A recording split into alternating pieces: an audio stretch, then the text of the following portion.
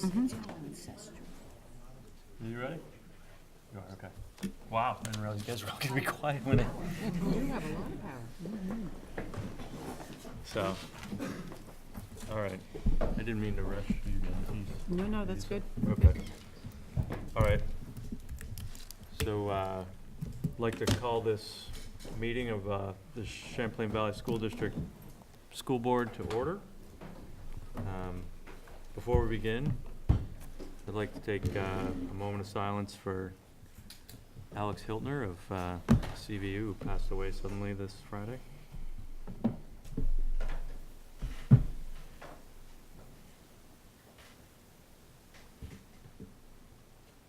I know that his family's in my thoughts, and I'm sure all of ours.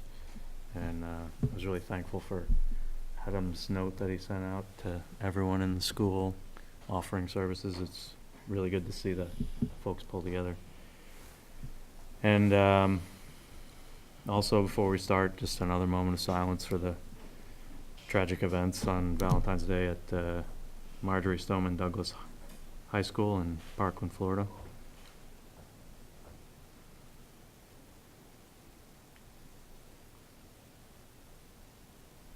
And thanks very much. So, before we start our official agenda, we have 3 people we want to thank. We have 3 board members who are leaving, and we want to thank them for their service. From Shelburne, we want to thank Joan Lennis for her 25 or 26 years of service. I'm not sure.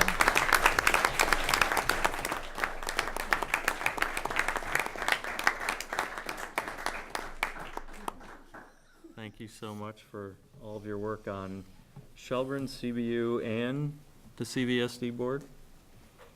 Also, we want to thank Kevin Mara, who's leaving us after 8 years.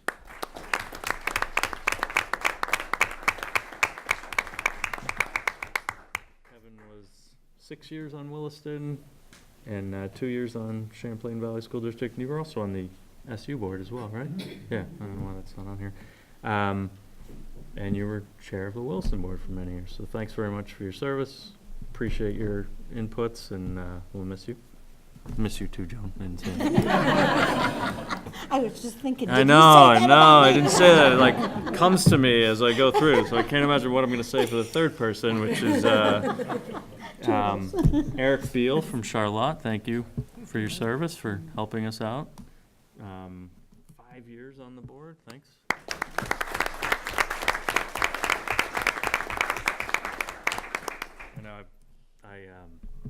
My favorite contribution of yours was our financial sort of algorithm that we put in this year, and I know I personally will miss that. So thank you to everyone. We do have something for you after, so please don't leave. So now you have to stay to the end. So thank you very much. We do have one adjustment to the agenda that I know of. We're going to flip risk management and music. Music will go first in our presentations because I couldn't wait to hear the music presentation. Another adjustment. And we have one other adjustment. We're going to add 6.3 legislative updates. Okay. There's enough going on that we think it warrants a conversation. All right. Many of you have contacted me about school security, and that will be in our conversation of the cult report. Right. There's just going to be a quick debrief there. So are there any other adjustments to the agenda? Okay. Hearing none, we now move to audience and communications. This is a chance for anybody in the audience who wishes to speak, who's not here to give a presentation or to speak about a specific issue. Having just said that we're having a conversation about school security and the cult report, if you're here to talk about that, and I think some people in the audience are, I would appreciate you bringing that up now, or anyone who wishes to speak.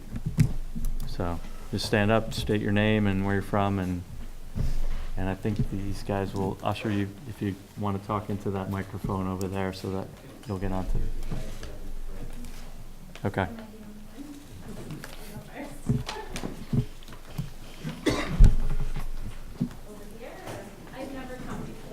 Wherever you're comfortable Yep, is that's fine. perfectly fine. It's just so that we With can a hear mic. you, wherever you're comfortable. And I'll just say off the bat, Jeff was my English teacher, so. Great I presentation. should have before I wrote it. She did not send it to me to proofread. I want that. Thank you for the opportunity to speak, and thank you, Dave, for your recent email communication and for saying that input from staff is important to you. It's intimidating to get up here, but I feel like it's important for me to be here. My name is Laura Dyer, and I am a kindergarten teacher at Allenbrook School. I am also a mom to a current first grader, an incoming kindergartner, and a 1-year-old. I grew up in Williston and went through the system. I student taught here and have been teaching at ABS for 11 years. I wear many hats as a teacher, a parent, a community member, and I believe this gives me a unique and valuable perspective. I want to start by saying that I am incredibly grateful for the work that you all do and really appreciate the hard work that comes with creating a large and complicated budget.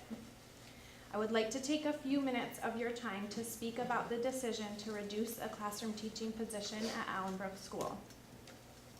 I am concerned that the decision to increase class size in kindergarten is not what's best for our students. I feel passionately about the incredible educational opportunities we are able to offer our kindergartners at Allenbrook. We strive for early intervention for students who may or may not be identified as needing support before coming to kindergarten, and know that research supports that intervention coming from the most highly qualified, often the classroom teacher.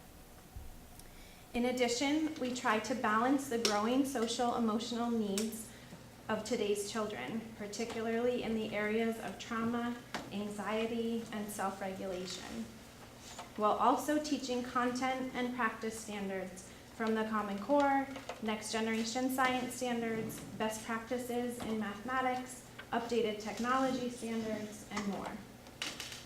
I do believe for a number of reasons that large class sizes in kindergarten will have a negative impact on the social and academic success of our students. The news that we were decreasing to 5 kindergarten classes came as a shock, quite honestly.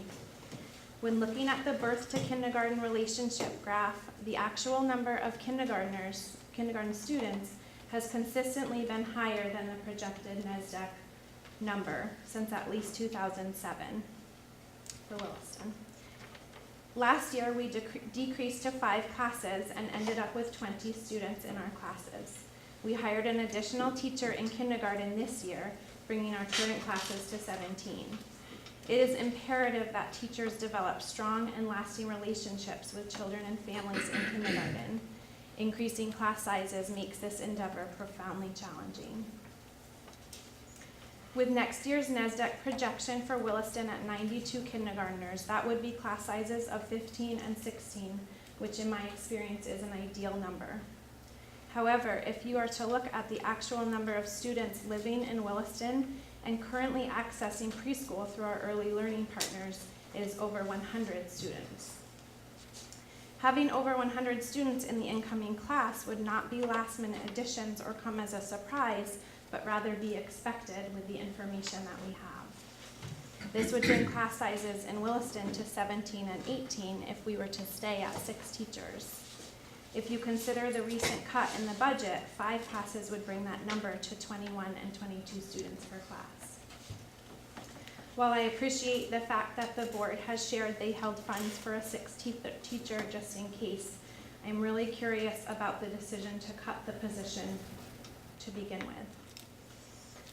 Of course, my first thought was maybe I'm missing something. Perhaps I should have come to the board meetings or been involved sooner to be informed of the budget decisions. However, when reviewing the December 5th board meeting looking for more information, There was no mention of a kindergarten position being reduced at Allenbrook, or what impact the reduction would have on class size. In the past, budget cuts and savings this large are often communicated with faculty and staff, families, and the community, and the information does not seem to be available in meeting minutes or budget flyers. I'm wondering if others like me would be concerned about this decision and how it impacts the youngest learners in our schools. I hope that you will consider my thoughts this year and in future years when thinking about the budget. I would love the opportunity to participate in more of the future conversations that happen around class size, particularly for kindergarten within our district. As I mentioned earlier, I am truly grateful for all of your hard work and deeply appreciate the support of both the school board and our administration.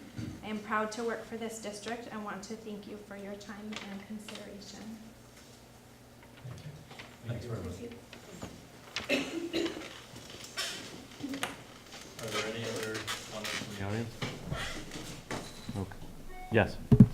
Can I follow up Laura's comments? Sure. Yeah. Just introduce yourself to the Yes. crowd is all we ask. My name is Nancy Rondo, and I'm a Tier 2 interventionist at Allenbrook School in Williston. I support Laura and the other kindergarten teachers in our building. And a year ago, when we were down to 5 teachers, I felt that there was an extreme need for extra Tier 2 support in those classrooms. And when I was working with just in conversation and finding out that we may be back to that type of a situation, I was kind of curious about what has happened in the past year. And the students in first grade at this point, the needs are so strong and so high that we have about 30% of those students needing Tier 2 or Tier 3 support. And in light of what may be happening with this particular proposed cut, I'm curious and hoping that you're going to listen to Laura and support her words. I think they were very strong words in just all the social, emotional trauma needs that we have in our school, and we are learning a lot about these things and how to support our students on a first Tier 1 instructional way, but the support that is needed and impacting more students who are needing more services, it's putting quite I don't know, not a strain, but there are a lot of students that are not fully implemented. I do a reading recovery program at our school, and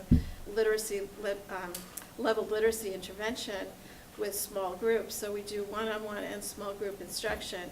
And we seem to not be able to be fully implemented, even though we had more money in our Title I this year, where we were able to add another person, 60% hired full-time, but 60% in Williston and 40% in Shelburne. So we're sharing that teacher who's trained to do the literacy intervention as well.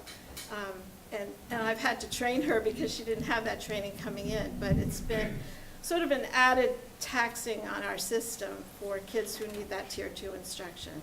So I just want to support Laura in her words and hope that you'll consider the population and the numbers that we seem to suggest that we're increasing at this point. Thank you. Thank you. Thank you very much. Is anyone else here to speak? Okay. Thanks for those comments. We really appreciate them.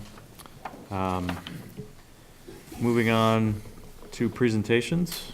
Our first presentation is from the music department and our music programs. So.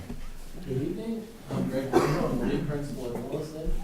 I'm also a music educator, so it was a nice treat for me to serve in a facilitation role with the music educators at CVSD. But they've done all the work. I'm going to allow them to introduce themselves, and they're going to share some highlights of the CVSD music program K through 12. Take it away. Well, good evening, everybody. My name is Andy Smith. I'm a Charlotte Central School band teacher.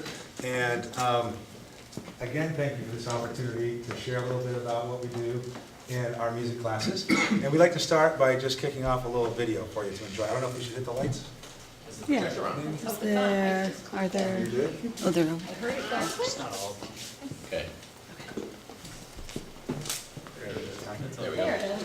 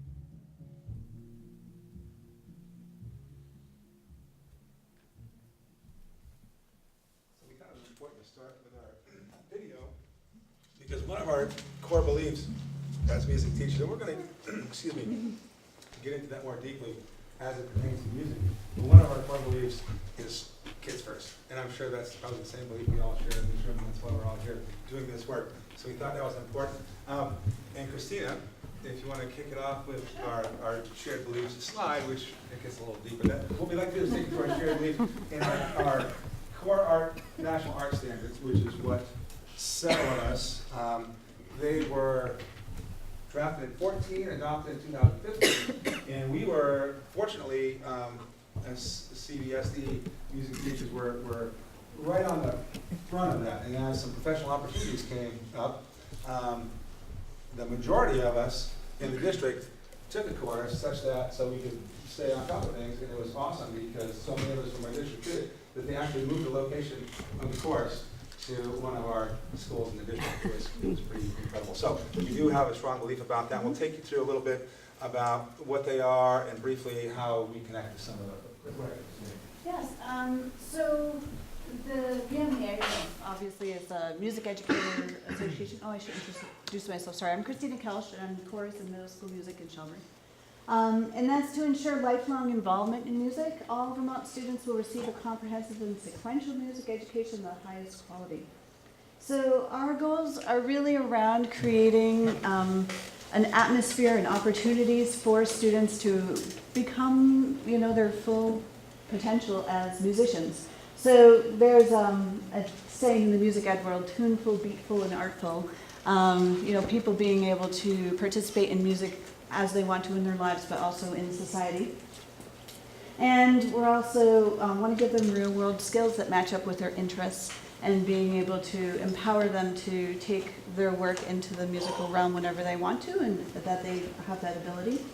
And then working with teamwork, problem solving, perseverance.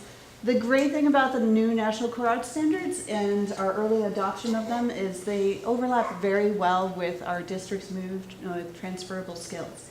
And so we've really enjoyed, you know, that authenticity and having those connections be in place and kind of on the ground rolling from the beginning. So, yeah.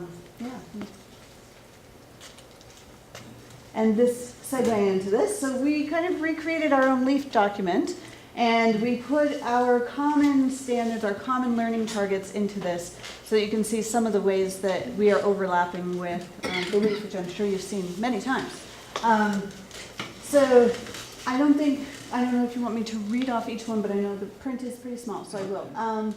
So with the creative and practical problem solving, obviously there are lots of ways we do this, but one of the ways is that our students evaluate and refine their performances or their musical ideas. We really focus on those critical thinking skills, higher order processes. Self-direction, we hold our students accountable for taking responsibility by being musically prepared, having materials.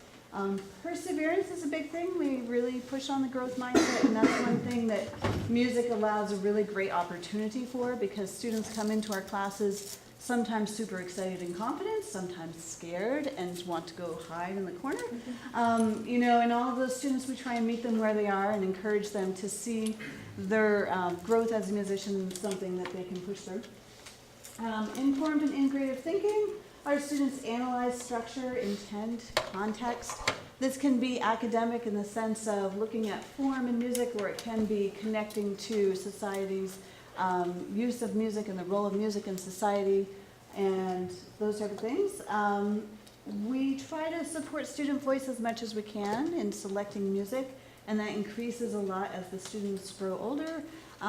So that's another focus of our work.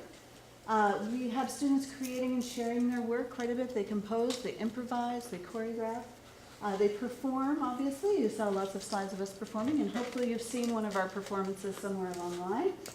And then, of course, we emphasize, you know, responsible citizenship, because in order to have a safe space in a music room, we really have to be, you know, a great community and have established some strong sense of citizenship and responsibility.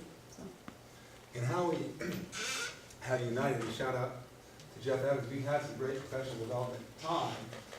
And at the end of last school year, as a district, which was fabulous, instead of being isolated in our own buildings as a district, K-8, we were able to connect our national core standards for the arts into our scales and targets. We had a chance to do that. I'm sure you've heard a lot about scales and targets, and as that goes into our assessments and jump rope, which was a great opportunity. Further, when we came back this past fall, we were offered another opportunity to revise and review and add.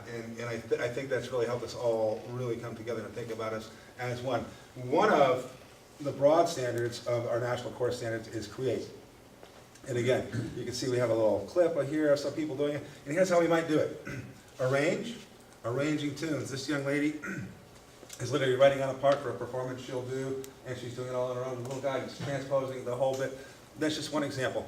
Improvise. That can be as simple or start as young as in kindergarten by simple imitation turning into call and response, whether it be something as simple as that. We could get it by the end of 8th grade into improvising on Dorian scales, Mixolydian scales, and trying to fit how the theory of music works together. So it's a broad range just in those examples. Compose and choreograph, and that would happen.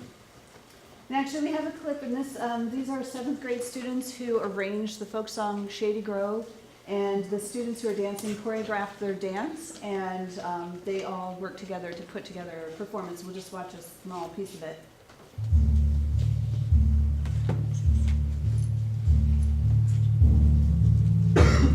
They are actually singing. Our speakers aren't picking up the treble well, but There's a lot of bass going on. If you know the words to Shady Grove, Yeah. you can just jam. yeah, I'm a little sad actually, because this group really loves to sing, and they would be a little sad that you're not hearing their wonderful singing. So if they ask. Yes, so if you're not any of them. Yeah, you want to take that one, Christine? Sure. So performing, this is probably what people are more familiar with when they think about music departments. They think about the concerts. They think about, you know, seeing us up in festivals and those type of things. Of course, we're performing all the time in our general music classes, and you know, that's kind of a constant in our lives. So we sing, we move and dance, we play instruments. This one picture is, kids outside doing West African drumming, and then of course we've got a little clip of the band down there. Playing, but I don't think that has any It's audio. a lovely picture. But it is a lovely picture. Oh, And I will sorry. say, with Perform, it's an excellent way, as many of you know, because I see a lot of faces that have been to the concert, for us to connect outside of our schools too, and outside of our district. The kids understand their responsibility as the ambassadors to our individual schools when they take that stage. I think it builds a sense of pride in our school, in ourselves, in our music culture, and between all of our schools, it's very commonplace, whether we're visiting the senior center, or whether we're going to a festival, as you said, or representing ourselves at a greater festival, which you'll see some photos of. So performance is a great way to make, I think, community connections. And connections really, whether it's playing for, we've done everything from play for like a preschool situation to a senior center, and I think it's just as important either one. It makes wonderful connections. Mary, this one's yours. All right, respond. And again, as you can see, and you don't probably need me to read that to you, I think, evaluating is a critical one here, and how do they convey meaning? So what do? We reflect, and you'll see, evaluate, you'll see rehearse, evaluate, refine. That's part of our process, right? And that evaluate's critical. Critique, analyze, similar things, but it's listening for what? What makes it good? What can make it better? When we get into critical thinking, when we get into, analyzing, adjusting in the moment, it might start as simple as we record something and we listen back. And then we say, wow, we could, change this or change that. What did you hear? I think a critical question is, what did you hear? It's shifting, and these standards are shifting our way of thinking too. No longer is it the band teacher, the chorus teacher stands there, listens and says, now you fix that, and you play that. Now it is a little more interactive where, what did you hear? What can you do differently? Instead of us feeding the information to them, what we hear, obviously through guided questions, we can almost coerce them into, coming to the answer or the result that we're looking for. And they love that ownership, if I can just put that Yes, in there please. too. Yesterday I was at a training, and my 7/8 chorus, we developed a rehearsal plan in advance, and people volunteered to lead. And they led the entire thing. The substitute was there to be the adult in the room, but they have those skills to be able to figure out what they need to do to make their learning progress and take responsibility for that. And they really love that. They really embrace that. And a shift of that might come from, as I started to say, with the recording, and then what we're trying to do is, can we now, through this process and repeating this process, can we do it on the fly? It's one thing to listen back and say, oh, I should have done that. It's one thing to adjust in the moment. So that might be the next level of what we're shooting for this. Okay, Miss Monica, I think we're ready. Right.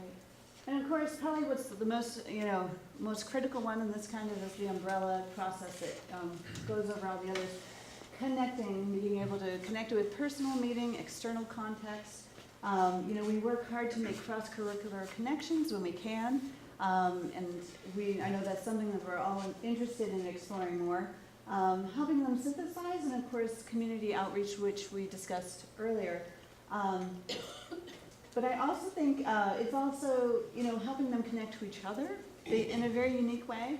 Our society is very individualistic and very hyper-focused on the individual's success or learning sometimes, and music kind of gives that opportunity for kids to come together and focus on each other, to create communities of learning in a very authentic way that then translates into, they could sing in a choir for their lives, or they could produce their album, or they could create their YouTube channel and put out videos, which they do. We didn't talk too much, but we use technology quite a bit too, and that could probably be a whole other presentation.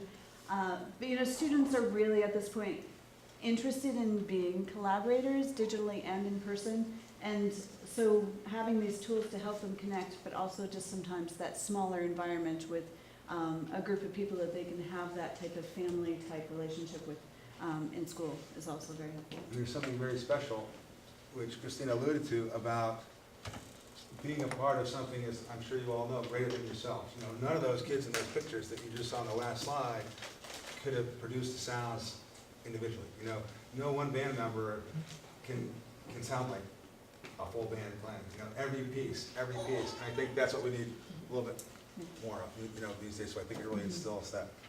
So at this time, thank you for listening. What questions do you have for any of us? We do have Cindy Fay from Heinsberg, we have Monica Littlefield from Charlotte Central School, and any of us would be happy to field your questions, as long as it's one of them. No, I'm just kidding. Yes, sir. How often do kids get music? So it varies a lot between our schools. There are guidelines put out in a document called Opportunity to Learn, put out by the National Association for Music Education. We come close to that at varying degrees, but if we were to really dive into that, I think that's probably something we'd love to go into with you at detail at some point, because there's quite a lot of variation between our schools. Yeah, there's some inconsistency. Okay. In general? It really varies that much, believe it or not. I mean, it would probably take, it's quite a wide span. So, I don't know. I mean, we can kind of say. Well, in Heinsberg, how? So in Heinsberg, K through 5 get it twice a week, general music for 40 minutes. And then in 6th grade, it got cut to once a week this year. And they don't get any 7 and 8 general music. But in 5th grade, they can start band instruments, and there's a beginner band in 5th grade, intermediate band for 6th graders, and 7/8s are combined in a large advanced band that also they can be in jazz band then. And then there's a 5th, 6th grade chorus and a 7/8 chorus. So they get their opportunities, and they're welcome to do, because the schedule is set up in a nice way that they can be in band and they can be in chorus. Where some schools, they don't have that.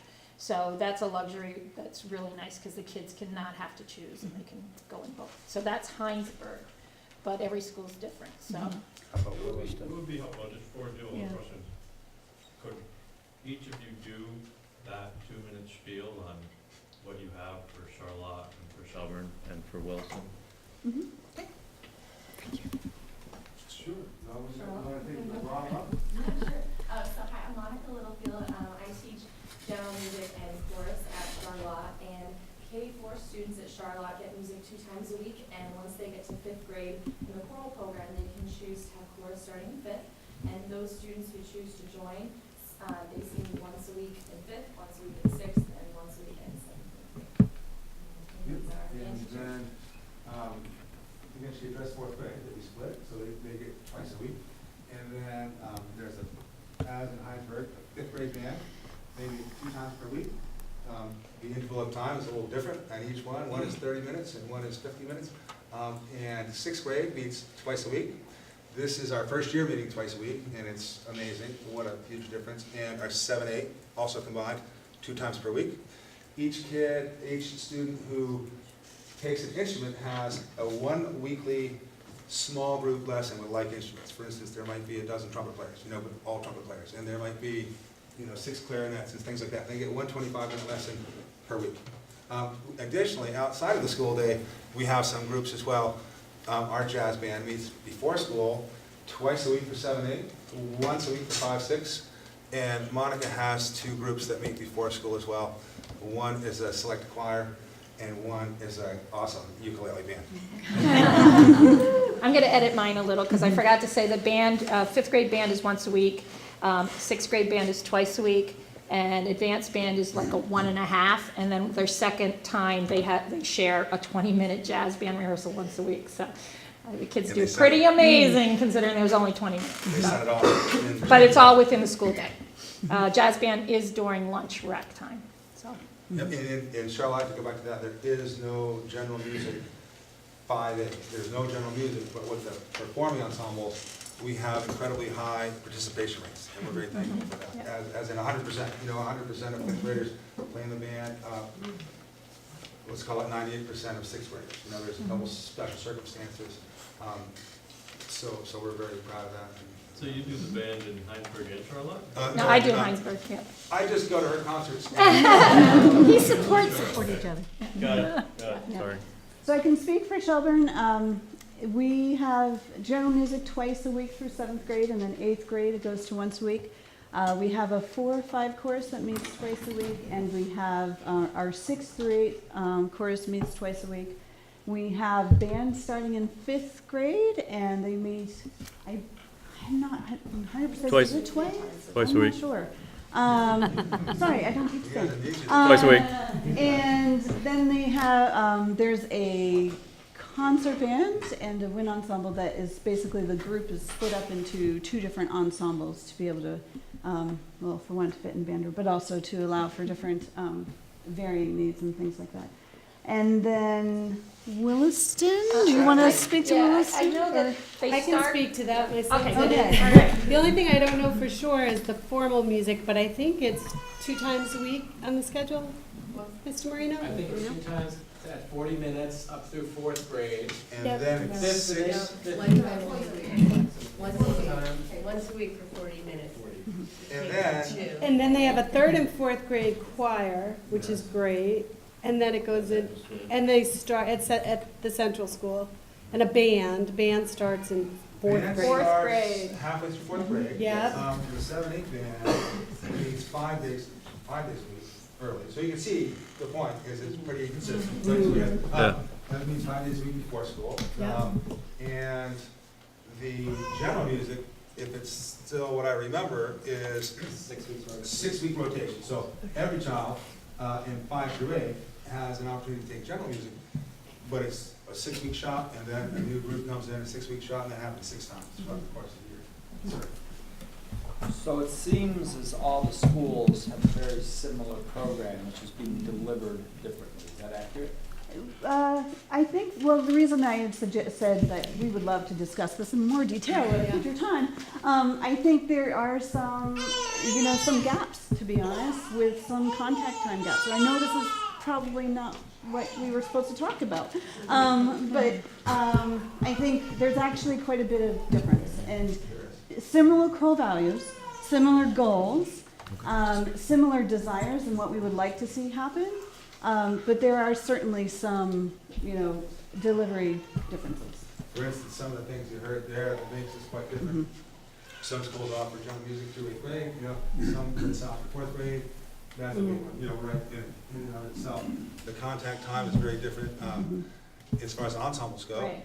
from one school to the next. We have a pretty big discrepancy between those with the most contact time and those with the least, I would say, but.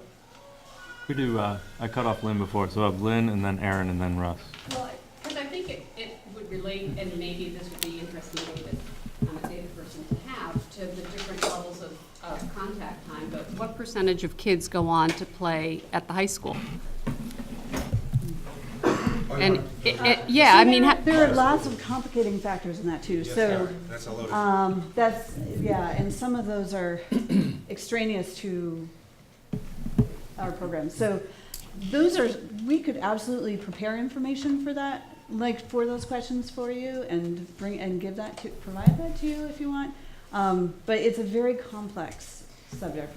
It would take us a while to kind of parse it down. I think there's just so many opportunities at CVU that it becomes very difficult for these kids to make the decision as a freshman going in. They think, oh, well, I'll do it, in a year. I'll just, because they only get that one elective. And so they think that if they do band or they do chorus, they have to choose one, or can they not do art? Can they, so it becomes very complicated for them, and choices have to. One of our colleagues that's not with us Saturday tonight suggested it's kind of like sending a kid with 2 pennies into a penny candy store. There's so many wonderful opportunities here, and with that, in some of the scheduling situations we've run into coming into the high school, making band actually possible with the other things that the freshmen have to do or are encouraged to do, sometimes a deterrent.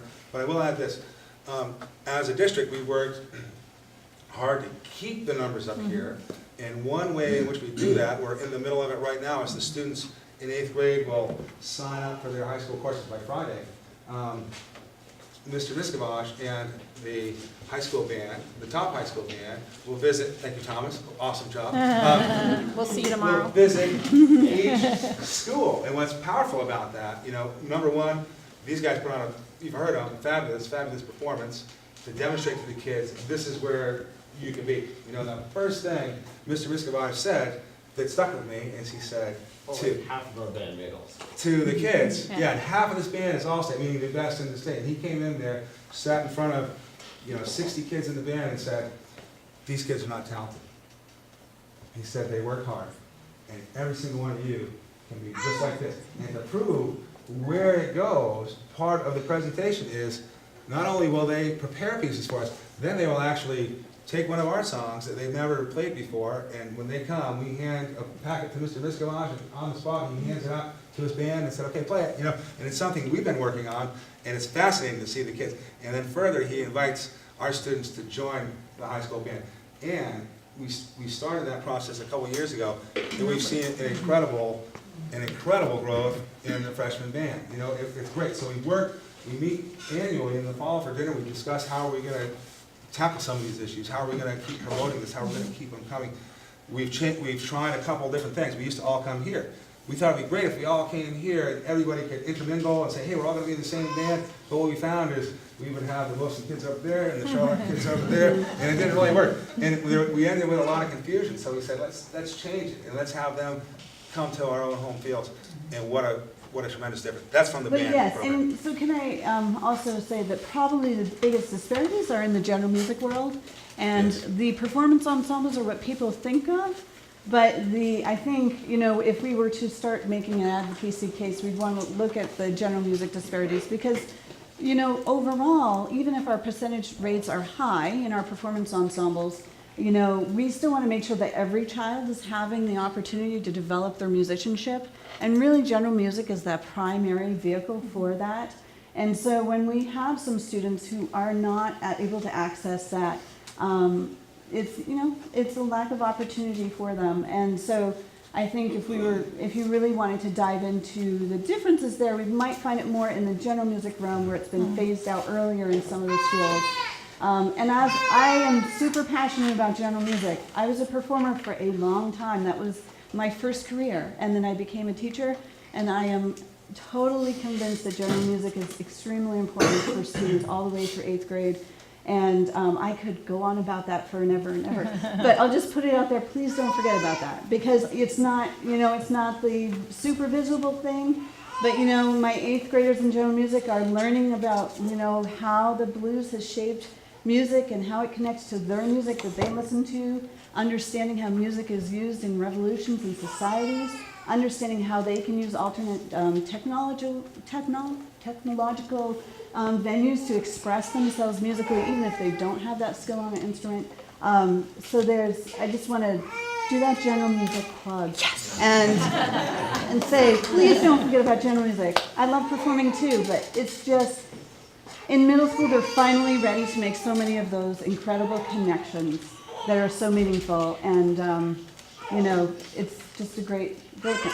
So I agree. Yeah. Well said. Sorry. I was just going to say, as a Willistonian, I'm a little concerned hearing that Williston, at least K to 2, not totally sure about 3 to 4, that's half as much general music as the other schools. That certainly stands out to me as a difference. And then also, also hope that as we continue to talk about equity issues as a board, the before school practices and ensembles and band and things, and I worry about, do all students, not because of the decisions you're making, you have phenomenal programs, but do kids have equitable access by 9th grade? Or are we stuck in some structural things that are gonna box some kids out, unfortunately? So, piggyback on what Aaron said, the question is when the kids come from Williston or the kids come from Shelburne and get to CVU, just like in math, where we wonder, are they equally prepared for the curriculum that they're going to face at CVU? Same thing holds for music or anything else. So I think that's what the administration needs to evaluate is, regardless of how it's structured in those other schools and those other grades, are they equally prepared when they get to CVU? And to that point, Jeff, I had asked this, and I'll use all the wrong terminology. It might have been, a discussion of shop or something that I had asked once upon a time. And that's, for the kids who are not, my recollection of my own kids when they went through CVU is that the first couple of years anyway, very little room for, electives because they're doing social studies and math, and it's probably not even social studies anymore. But, they're doing all of these things that are very regimented in how they go through high school, and it's not until, maybe their junior or their senior year where they then have an opportunity, whether it's music or shop or whatever else, to make that a larger portion of what they're doing. So I hope we haven't lost focus on that, what, if anything, can we do with the curriculum that would allow kids who are, more musically inclined or whatever it is, to kind of spread out that core curriculum or to plan it differently so there's more opportunities to keep kids engaged for, whatever their sort of non-core interests are going to be.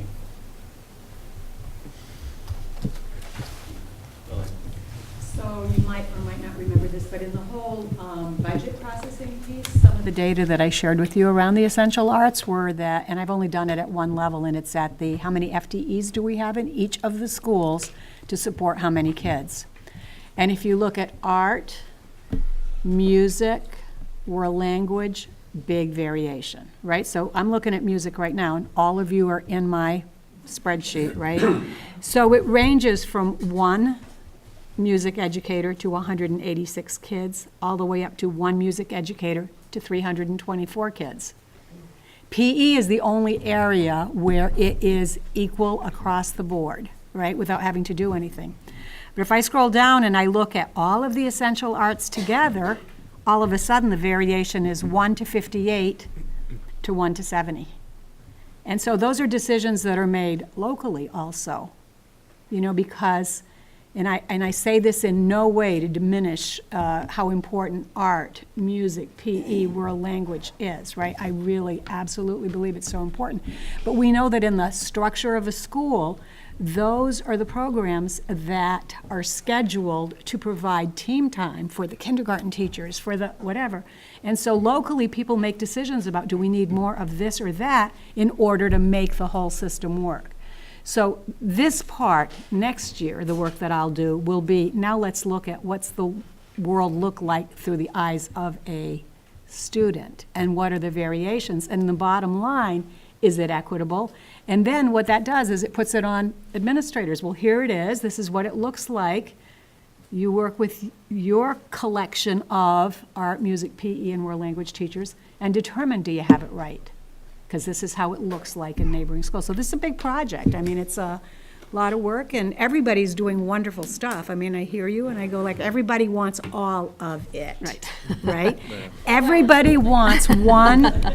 Everybody wants to be 1 to, what is it I said? I've got to go back to the music one. Everybody wants to be the 1 to 186 in every area. And then the classroom teachers say, well, when do we teach the kids? Reading, writing, math, social studies. Yes, we still have social studies. So that's the piece. That's great. And I'll send the precise music information from Melissa to Elaine tomorrow, and she can distribute to the board. Thank you. You're welcome. Yeah. Can I just add, like, what I think is great about the arts program, and we earlier had that presentation about from the students that came in that were art majors in CVU. So I don't know if you know that, but 2 students came in and said, we're basically talked to us about what it is to be an arts-focused major in high school.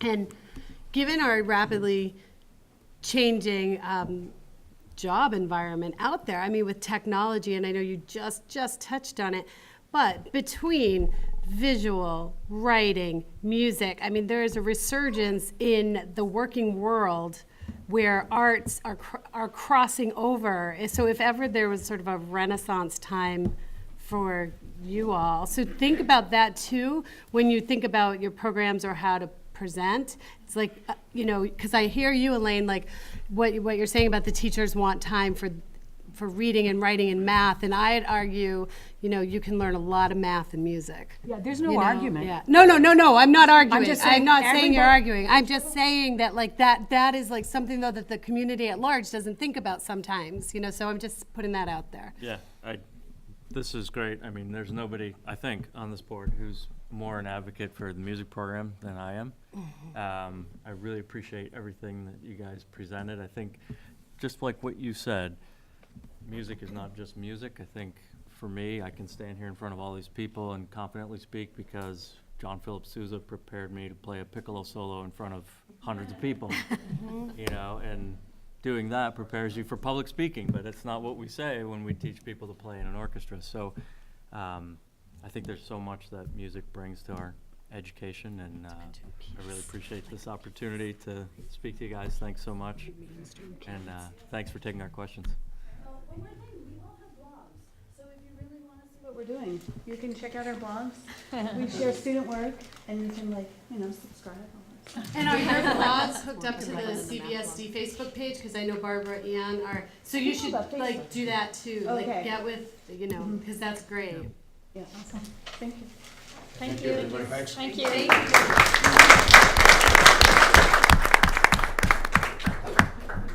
And now, in what has become a returning rite of spring, Mike Boardman will give us our risk management presentation. I think. Yeah, can I just take a minute to introduce you? Most of you, I'm sure, know Michael Boardman. He's your insurance agent. He provides the portfolio of risk management insurance for us. And he's going to take a few minutes, as soon as I pass out what he asked me to pass out, to walk us through your coverage and answer any questions.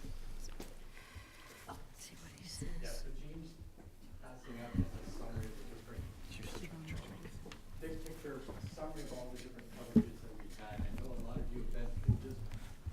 Joan, you probably could get up here and give this talk. I've seen this so many times, but I know a lot of Always people good. haven't heard before. I know Mark and Gene are new, other than past board members, but in their current position. So we kept it pretty much the same as we've done in the past, but I'll try to make it quick. I know Gene said 15 minutes, so if there's anything in particular, and maybe I just open it up to that.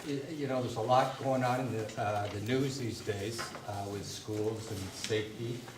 So I certainly can open it up to any questions you may have.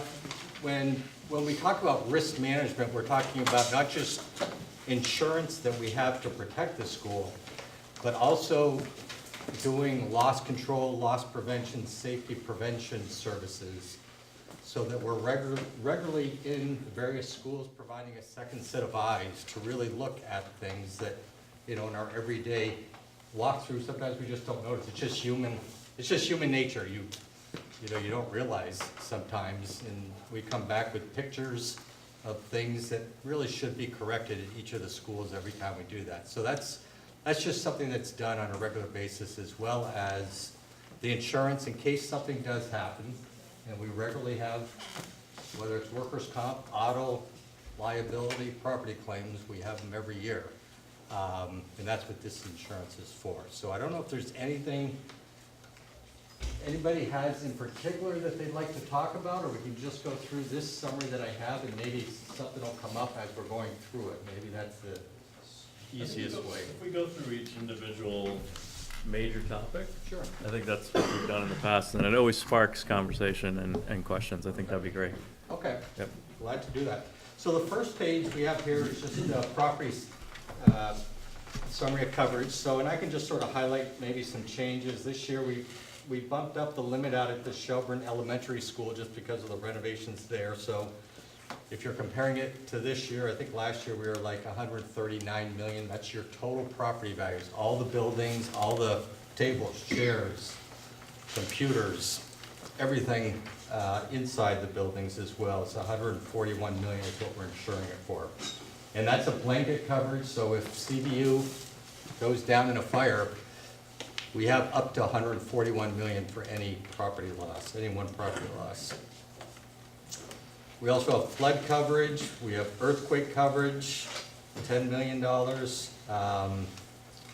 Hardware and media, 475,000. Data breach, what that is, we have a couple of different kinds. You hear a lot about cyber liability, and you know, if you're working in different businesses, you're all subject to that.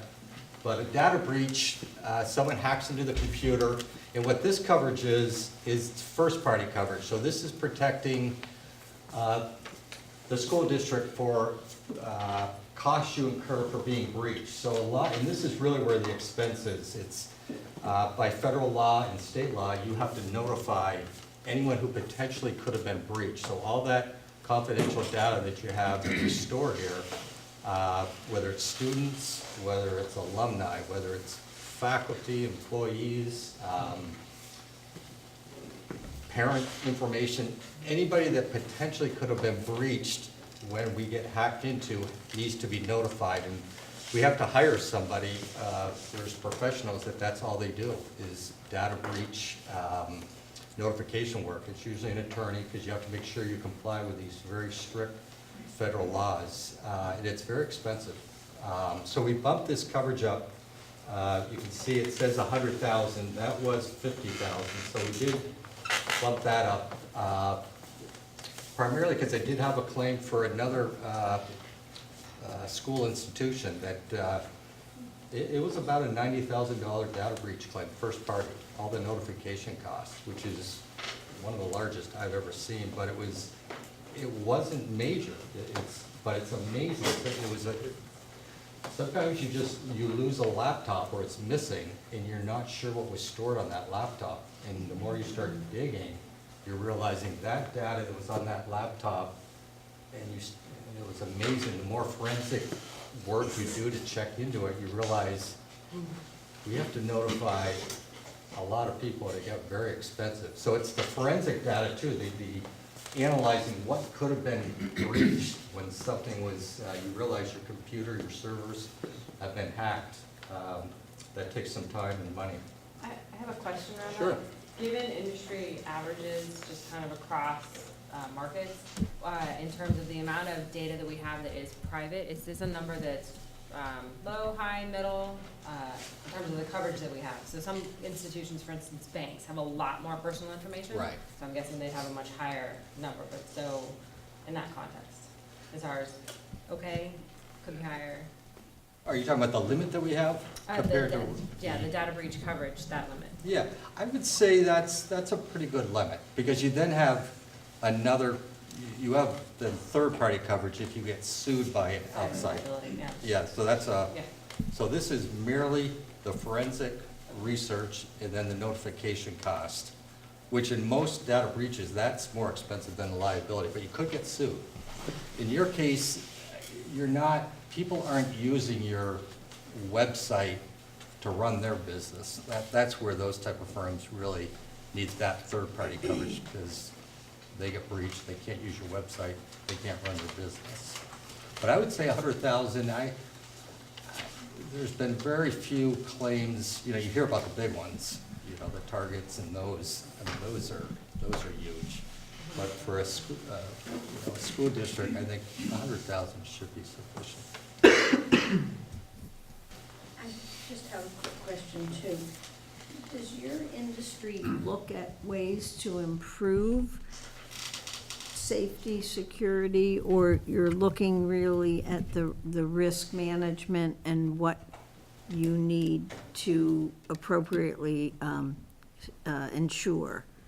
I mean, if you saw a system that was Right. lax and whatever, I don't know where. Well, we go through a whole questionnaire Okay. for this insurance. To Yeah. get this insurance, you have to fill out a questionnaire, and the best part of that questionnaire is it makes the IT department realize, you know what, that's an excellent question. So through that process, Yeah. Yeah. if you answer no, we don't have, these firewalls, the insurance company, number one, would provide the insurance, or it'd be very expensive, but Yeah. it makes it's very helpful going through that application process. It does exactly what you're saying, Joan. It lets the IT people know this is something we should probably look into. Yeah. No, that's helpful. So that's well, I was gonna say, it's the last part of the property is this emergency event coverage. And what that is, it's, if you do have a tragic event here, it provides counseling services, it provides PR. Obviously, if a tragic event occurred, you have liability coverage to protect you if you get sued. But this is all, the extra cost you incur to minimize the public relations and to help with students, to help with teachers, to help with employees if a tragic event occurred. So that's what this additional coverage is at the bottom there.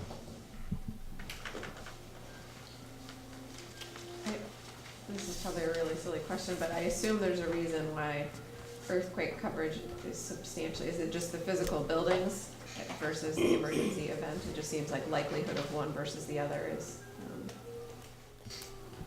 Earthquake versus, versus an emergency event, like the odds of an emergency event seem more likely than earthquake, but yet I realize you're talking about the value of all those physical buildings. I assume that's what the earthquake coverage is about. and it's more costly. I mean, it's,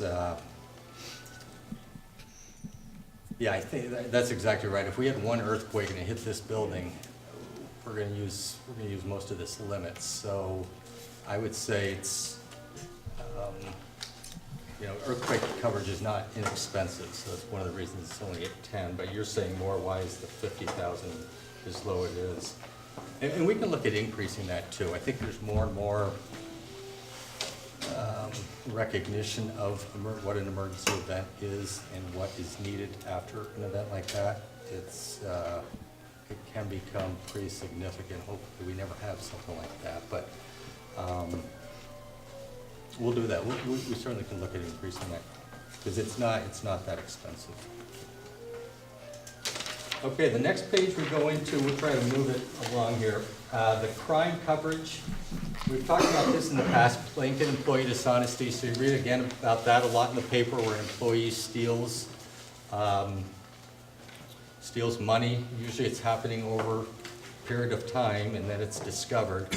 I think we've got pretty good checks and balances here to prevent something like that from occurring. Normally, when you read about it in the newspaper, it's a small, it's a small municipality. It's a 2, 3, 4 person firm, and the person's been the treasurer for 25 years, and they just keep taking a little bit and a little bit, and then it adds up. But anyways, we have $400,000 if that ever did occur here. Computer fraud is if someone hacks into your computer and wires money out. We have $100,000 for that. That's less and less likely these days because banks are, they're pretty tight. I mean, you're very hard to wire funds if you've ever tried to do that. They've got a lot of checks and balances in place to prevent that from occurring. So the next part, we get into general liability. That's the bodily injury or property damage that the school district gets sued for. And we start with $1 million of each occurrence. That's like 4 lines down. So any one lawsuit, you have $1 million, and then we have an umbrella on top of that of $10 million. So for any one lawsuit, an auto accident, which is another section, but something happens on the basketball court, bookshelves, we've had that situation, unfortunately, years ago, falls and hurts a kid. We have up to $11 million for any one claim. And then we also list additional coverage, which is just built in because the school district has, nurses, volunteers that are volunteering their time. If they get sued, they would have coverage. You have, counselors, therapists, social workers, they have liability coverage. Student practicum and sexual misconduct liability as well. So student practicum is, at one point it's called school to work, but any of that, if one of the students gets sued while they're out in the workplace as part of their senior work, they would have protection as well if they get sued. Does this include like our kids driving TVM for classes? Is that, or we don't have any? Their own private car? Their own. Yeah, but they're in their own car, that was their own. What about kids, like seniors who have free blocks and leave and go to the store? If something happens to them, do we have any liability for that? I'm not aware. Yeah. Sorry. I can think of 1,000 scenarios, but the answer is probably not. Okay. Yeah, if you do get sued, your insurance company will defend you, but I think what you're asking is there any liability? The court would decide. If it got to court, the court would decide. But we have coverage for all of those scenarios. You have coverage if you're sued due to negligence, yes. That fall under what the reasonable expectation of care? Yeah, as long as Kids they're are on following campus and- policies here. I'm pretty sure the senior privilege form does say, like, if you get hurt or do something stupid, it's on you. That's great. I love the actual form input that you always provide. That's actually the legal language too. It's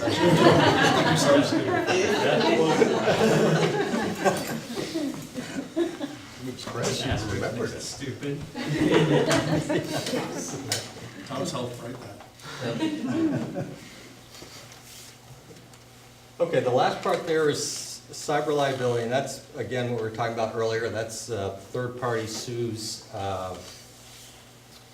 the school district for whatever. It could be copyright infringement, that you posted something on your website that was something that they had copyright privileges to. It could be libel slander, something you put on your website. It could be your website's down and someone sues, it caused them some monetary damage because they didn't know something happened, and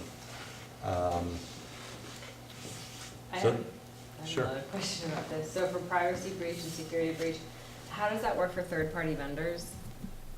So if we've told parents that they can use such and such site to enter their information for an extracurricular, do we have liability if that information is then taken, or no? Do we have coverage for that, or? So this would be, they go on a third party's website The and the put data. school has directed them to, or a school employee has directed them to. Great example would be for their lunch money, Right. and that website gets breached. Yeah. And their information is still not used against them. Do we have any liability, and is it covered under these policies? Yeah. Boy, that is a great question. What information are you providing them? They're providing their credit card, PII information, Yeah. everything, so Wow. they can buy the school Yeah. in our school cafeteria. Yeah. Well, you would certainly want to make sure, and I can talk to Gene about that, that vendor has cyber That would liability. be what I would hope. Got to make sure that they have, I'd like no more than hope. yeah, and I'm assuming this is a pretty big firm, though. This has got to be a pretty major, Nothing is not. It's- yeah. Yeah, because their cyber liability is, Yeah, probably that's much the one that more would, yeah, than ours. cover. But could a person here go after both, the third-party vendor and us? And Could. I'm wondering what we're covered to handle essentially something like that. Yeah, no, that's a good question. Is your cyber going to protect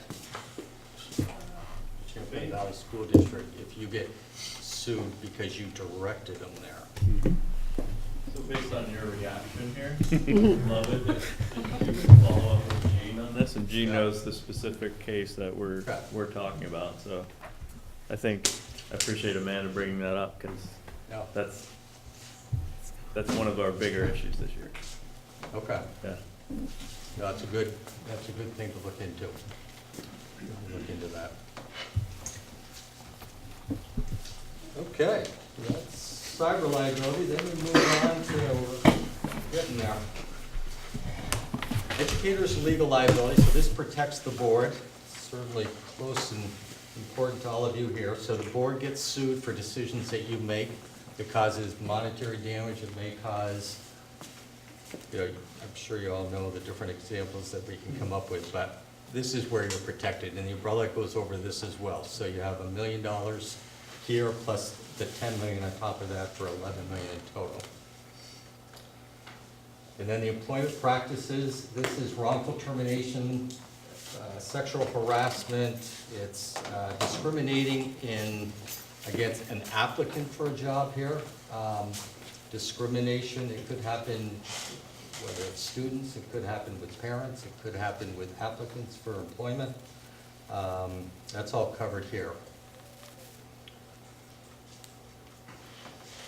And then I've referred to this excess liability umbrella, that's that extra $10 million that goes over all of those different coverages that are listed underneath there. So it goes over your general liability, your workers' comp, your auto, your educator's legal, your employment practice, and sexual molestation liability. So you'd have a total of $11 million for any of those liabilities that may occur.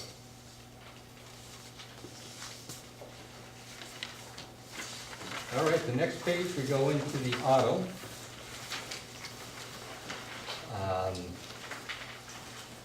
So this is for all your buses, all your private passenger vehicles as well. You have $1 million, and it covers any employee that may be driving their vehicle to an event, and if they get in an accident and then the school district gets sued because of that, it would protect the school district. It doesn't protect the employee. The employee's personal auto will protect them, and then this will be excess of that, but it will protect the school district. The school district is going to get named. If a teacher's driving, to a music event, hits somebody, and then that person or their attorney finds out that they were driving on behalf of, Wilson School District, or, one of the schools, the school district gets sued. So that's what that non-owned auto liability includes.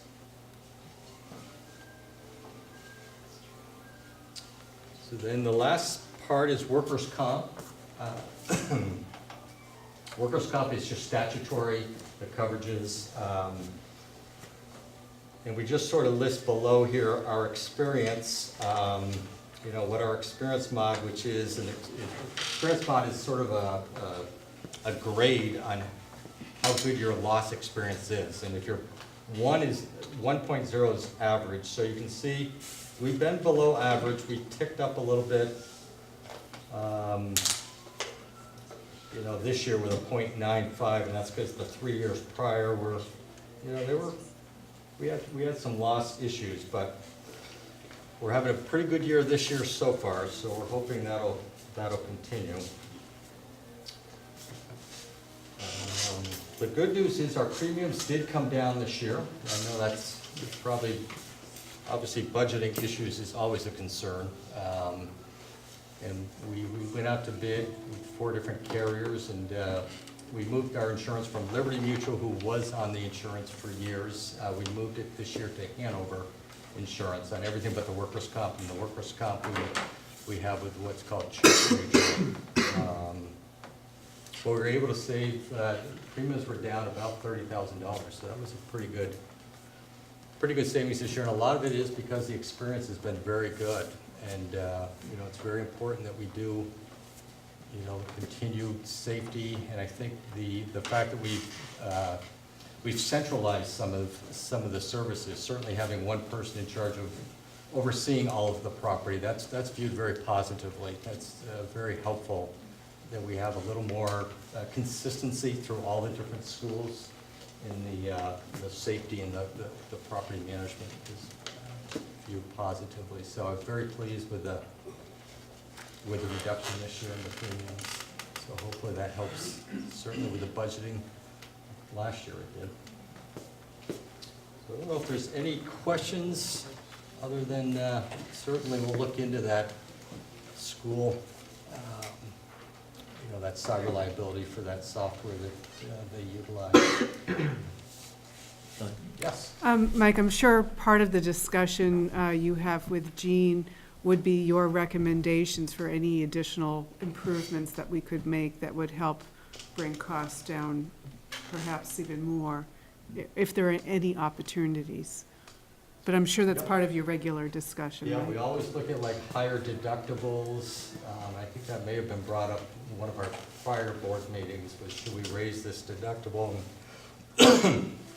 It didn't save a lot of premium. It's $5,000. It was more difficult when we weren't centralized. Right. It was more difficult because some of the smaller schools, if you have a $10,000 that you had to pay for a deductible, is a little more difficult. But now that we're consolidated, it probably makes a little more sense that we raise the deductible. But again, if you have 2 property claims over that deductible, you lose. You eat up that savings pretty quickly. Mm-hmm. But we do that every year. We go through this. We spend quite a bit of time looking at coverages that we should increase, but also ways to save money. Mm-hmm. Okay, Thank you. And that's the discussion that Mike and I would have, those kind of Right, discussions. right. But, you know, a little deeper than that, as I mentioned a little earlier, is that the insurance carrier actually sends somebody to our facility and goes through in excruciating detail, like, all of our physical plan to see, you can fix this, you can fix that, this is, and so it really keeps our guys on their toes to make sure that we have a loss prevention. Exactly, because that's, a lot of your premium is determined by your past experience. So the more we can do to prevent claims from occurring, we're hoping, and that's a lot of why your premium came down this year, is that we've had some great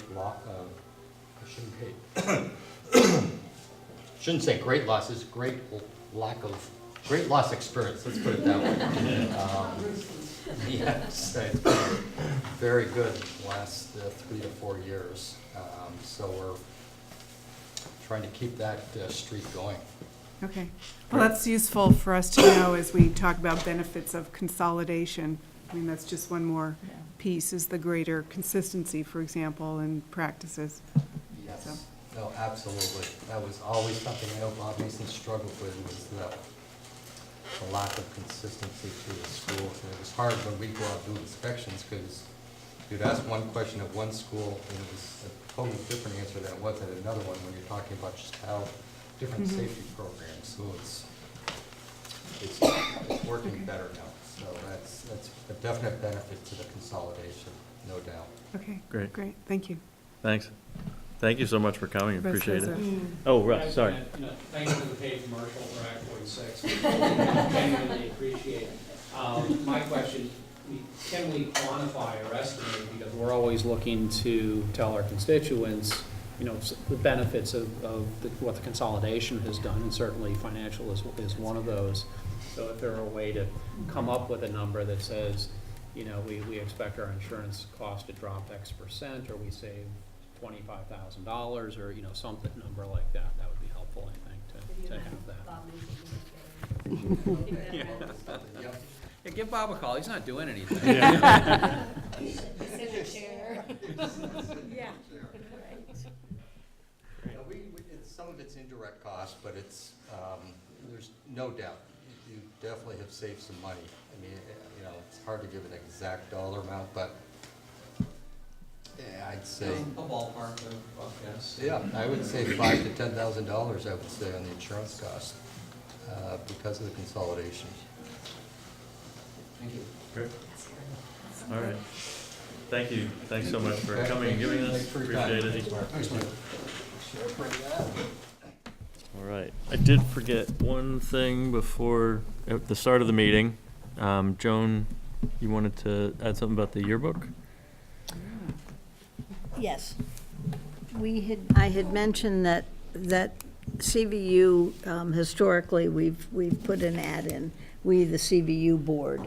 And so when I mentioned it to everybody here, they felt like that was a good idea. And we took a picture in Shelburne. And Aaron, did you get whatever in? Okay. So if, folks, I paid $150. If people want to help, it would be about $12, $12.50, if you want. If not, I mean, I just think it's that important. And I thought last year we said that we were graduating with that class because the CVU board, so we'll say the first CVSD board congratulates the first CVSD graduating class. So it just kind of, so when we all forget when we consolidated, we can go to a yearbook. We're in the yearbook. I think it's still a book. Anyway, thank you. Yep, thank you. So then we'll move on to committee reports, and we'll start with communication. Sure. So the biggest communications committee news is probably the flyer. Yeah. My assistant Dave is holding up. Yes. There's loads of them to distribute. They were mailed to each household.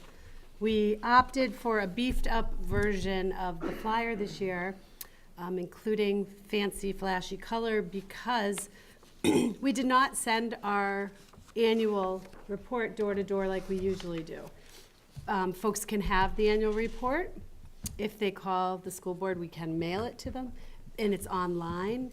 And and what I tried to do with the communications team and with the great help of Barbara Ann is try to really pull together an informative educational flyer, and also in a format that we can just use going forward and add kind of a narrative about what's going on in the school. So I recommend you grabbing them and passing them out. And what I've done, at least in my own Williston area, is I've handed them to my mommy friends and I've explained it, because then they're gonna go off and talk about it.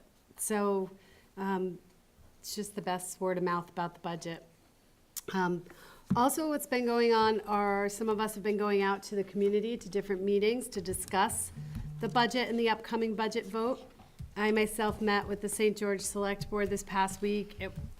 Very positive, I can report back. Lynn had a great meeting.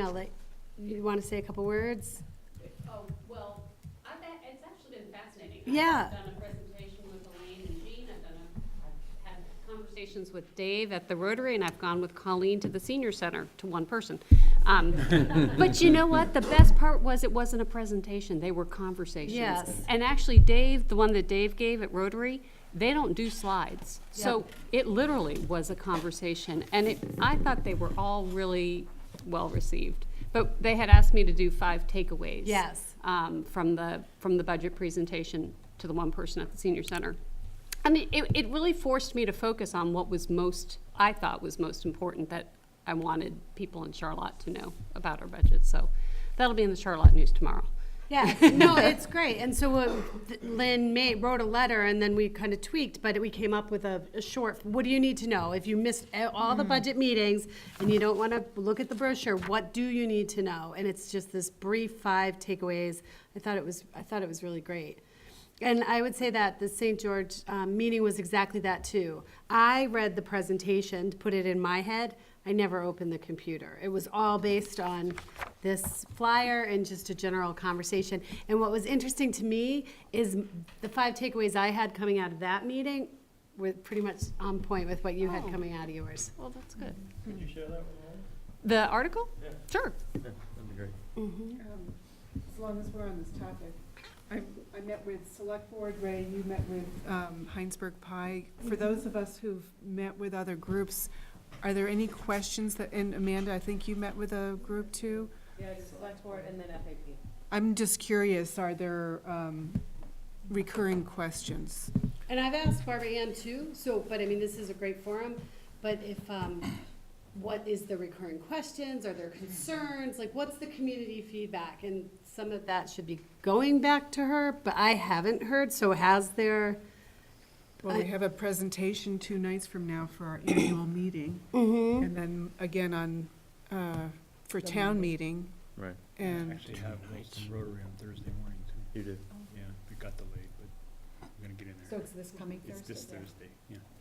I'll tell you one piece that I had big discussion with a number of people, both Select Board and some individuals, is looking, what jumps out the year to year in the tax increases and explaining the 8%. And I've said stay away from the yield conversation, but I think the yield conversation is going to come up to help explain it, because we have a 2.3% budget increase, and yet someone's going to see, well, my taxes are going up 8%. Explain it to me. So. Yeah, I mean, I think there's that slide that's in the presentation that shows, 2 to 3 cents on the tax rate was the budget. Well, whoever's going forward And wants then- to be prepared to answer Yeah. that question. Right, and Yep. the statewide homestead tax rate up the top is a simplified version of that. It would just, we didn't include it in the chart, but we put a verbalized, picture. There's a lot of information there. It's busy. So Yeah. if we can come up with a sentence or 2, and you have it there, but essentially, the bottom line is we're getting less money from the state. Yeah, I think I think what I put in the 5 takeaways was, we control a local budget. Yes. The state controls the funding.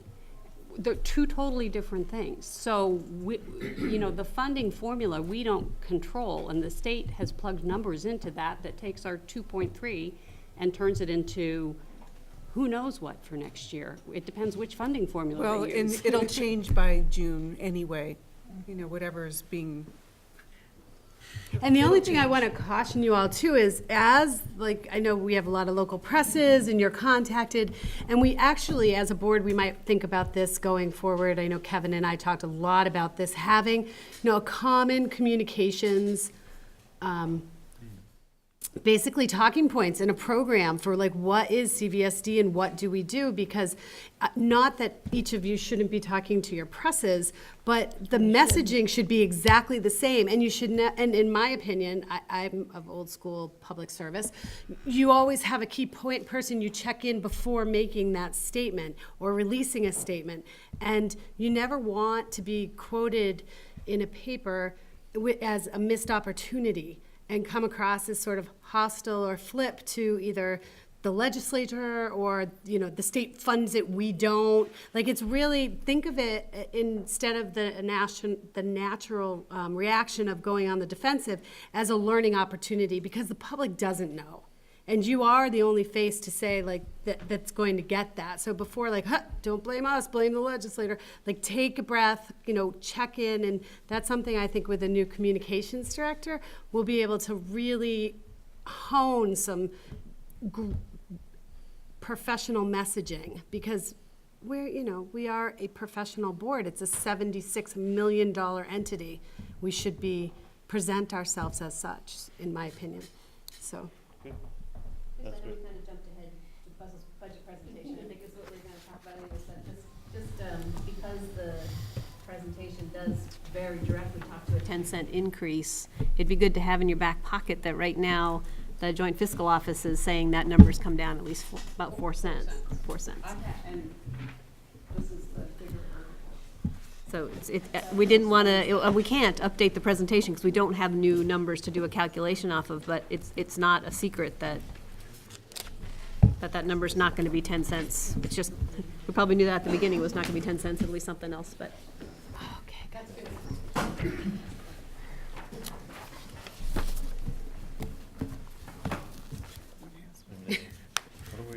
That's the digger article. That's the Pass it bigger, along. that's the data Yeah.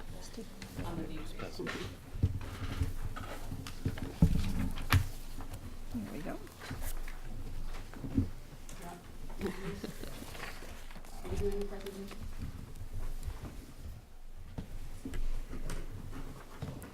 So did we just segue into the finance report? Is that what we're doing? No, that was The just finance it. committee didn't meet last, we didn't meet in February, so we don't have really a report. Okay. We're gonna be diving a little deeper next week. but- Ditto for human resources. Okay.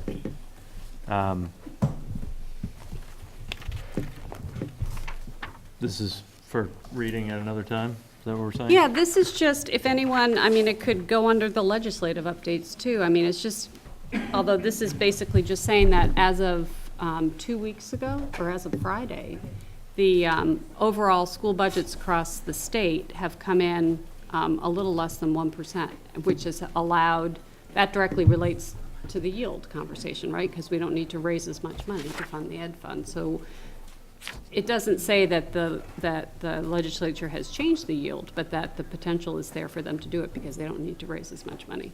Okay. Where's this coming? I know it's Vermont Digger, but who wrote it? Who's put this out? Her name is Tiffany Dance. I think she's the legislative person from Vermont. But she's quoting the Joint Fiscal Office. Yeah. And this is a piece from her to say this? What? BT Digger. Yeah. No, I know what it is. I just didn't know who's writing it. Tiffany Dance is the author. But if you want the testimony, you can go to House Ways and Means and under, they do it by week, and anyone who ever gives testimony, all of their testimony is posted. And Cash Simpson had his post, he talked last Friday about the same decrease, so that's what it's being reported on. So, just the contrast between what our flyer says in the first line, if people cite this article, we need to explain that our budget presentation is based on the numbers we had Our at the budget, time. yeah. This is new information, and because otherwise it looks like we're going in the wrong direction. No, I think the reality is, we developed our budget. We didn't develop at the last week of January. We started back at end of September, October, and we based our budget on information that we had to the best of our ability to meet the goals that the board outlined. And, you know, as did everybody else in this state. Right. So- My point is the 8% increase is likely not to stick. Correct. If this information is Correct. accurate. Right. And that's what we would need to be able to answer. It's hard, as I said, I think, to Jean, you know, probably about 30% of our community members have kids in the school, and they are deeply aware of what's in the budget and what's not in the budget. The content of the budget is really important. 70% of our community members, yeah, they're interested in the budget, but they're more interested in their tax rate. And for the first time this year, we really can't say with any certainty what it's going to be. We can say what we thought it was going to be, but we can't say what their tax bill is going to be in Well, August. we've never been able to do that because the legislature has never made the final decisions until the end. So it's not really new. You know, I would be reluctant to say that it's new. Well, I think there's been years when we were going to use the existing calculation to calculate the tax rate. And that's what we're doing. It's our best guess. But I think this year, what I think you're saying is that because the legislature is pursuing possibly a completely new Funding formula. it could change as well. And I know Russ Caffrey is always like, until I see it as legislation, it doesn't Exactly. count. But this is It just something. conflates the points, though, that we need to make over the next 2 weeks. Right, and we're not punting on, I don't think we're punting on this, but I think that, I see what Lynn is saying. Well- I think that there's a strong potential this year that things may change, and we're just bringing that up to folks. And I think to Lynn's point, it's again like an opportunity to educate the public, because I think that the discussion that the state is having about education pertains to us insofar as our budget planning for next year, perhaps, right? I mean, even though the numbers may be affected this year, we already did the work on that. Like, I had a big discussion about that, that with the St. George Select Board. Like, all the information you're hearing about is, are we going up a few cents? Are we going to go down a few cents? This argument you're hearing currently at the State House, we're already done with our budget. What we're presenting you is based on last year's information. So. Yeah, and I guess what I want to put out there to people is, we try to be, the amount of effort and energy that goes into developing this budget is huge. And it's very frustrating, and I know, you know, we don't want to be negative, but for people to look at just what the resulting tax is based on something that may or may not happen, to vote our budget down, I just want the point to be put out there that we don't know what that tax is. It could be that, it could be 4 cents less, it could be totally different. So look more at the content of our budget and what we've done and how fiscally responsible. Yes, you know, 1% is the average. We're really at 1.2%. Yes, we if are. we weren't dealing with that long-term debt.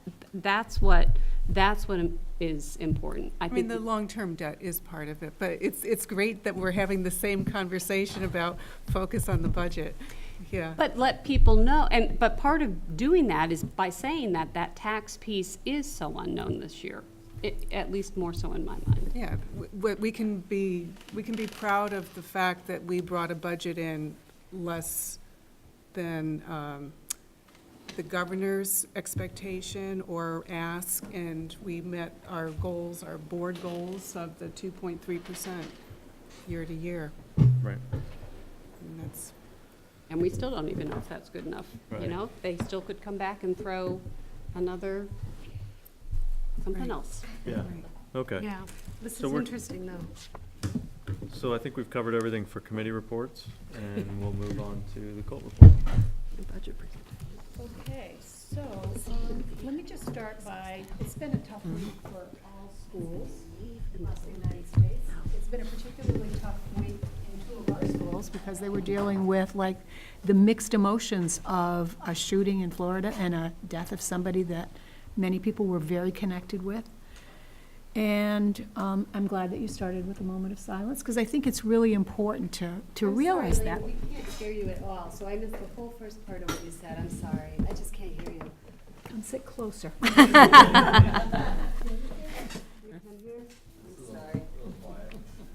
So I'm just saying that it's been a week that's been tough for a couple of our schools in particular, but for all of our schools. And I'm glad that Dave started with a moment of silence.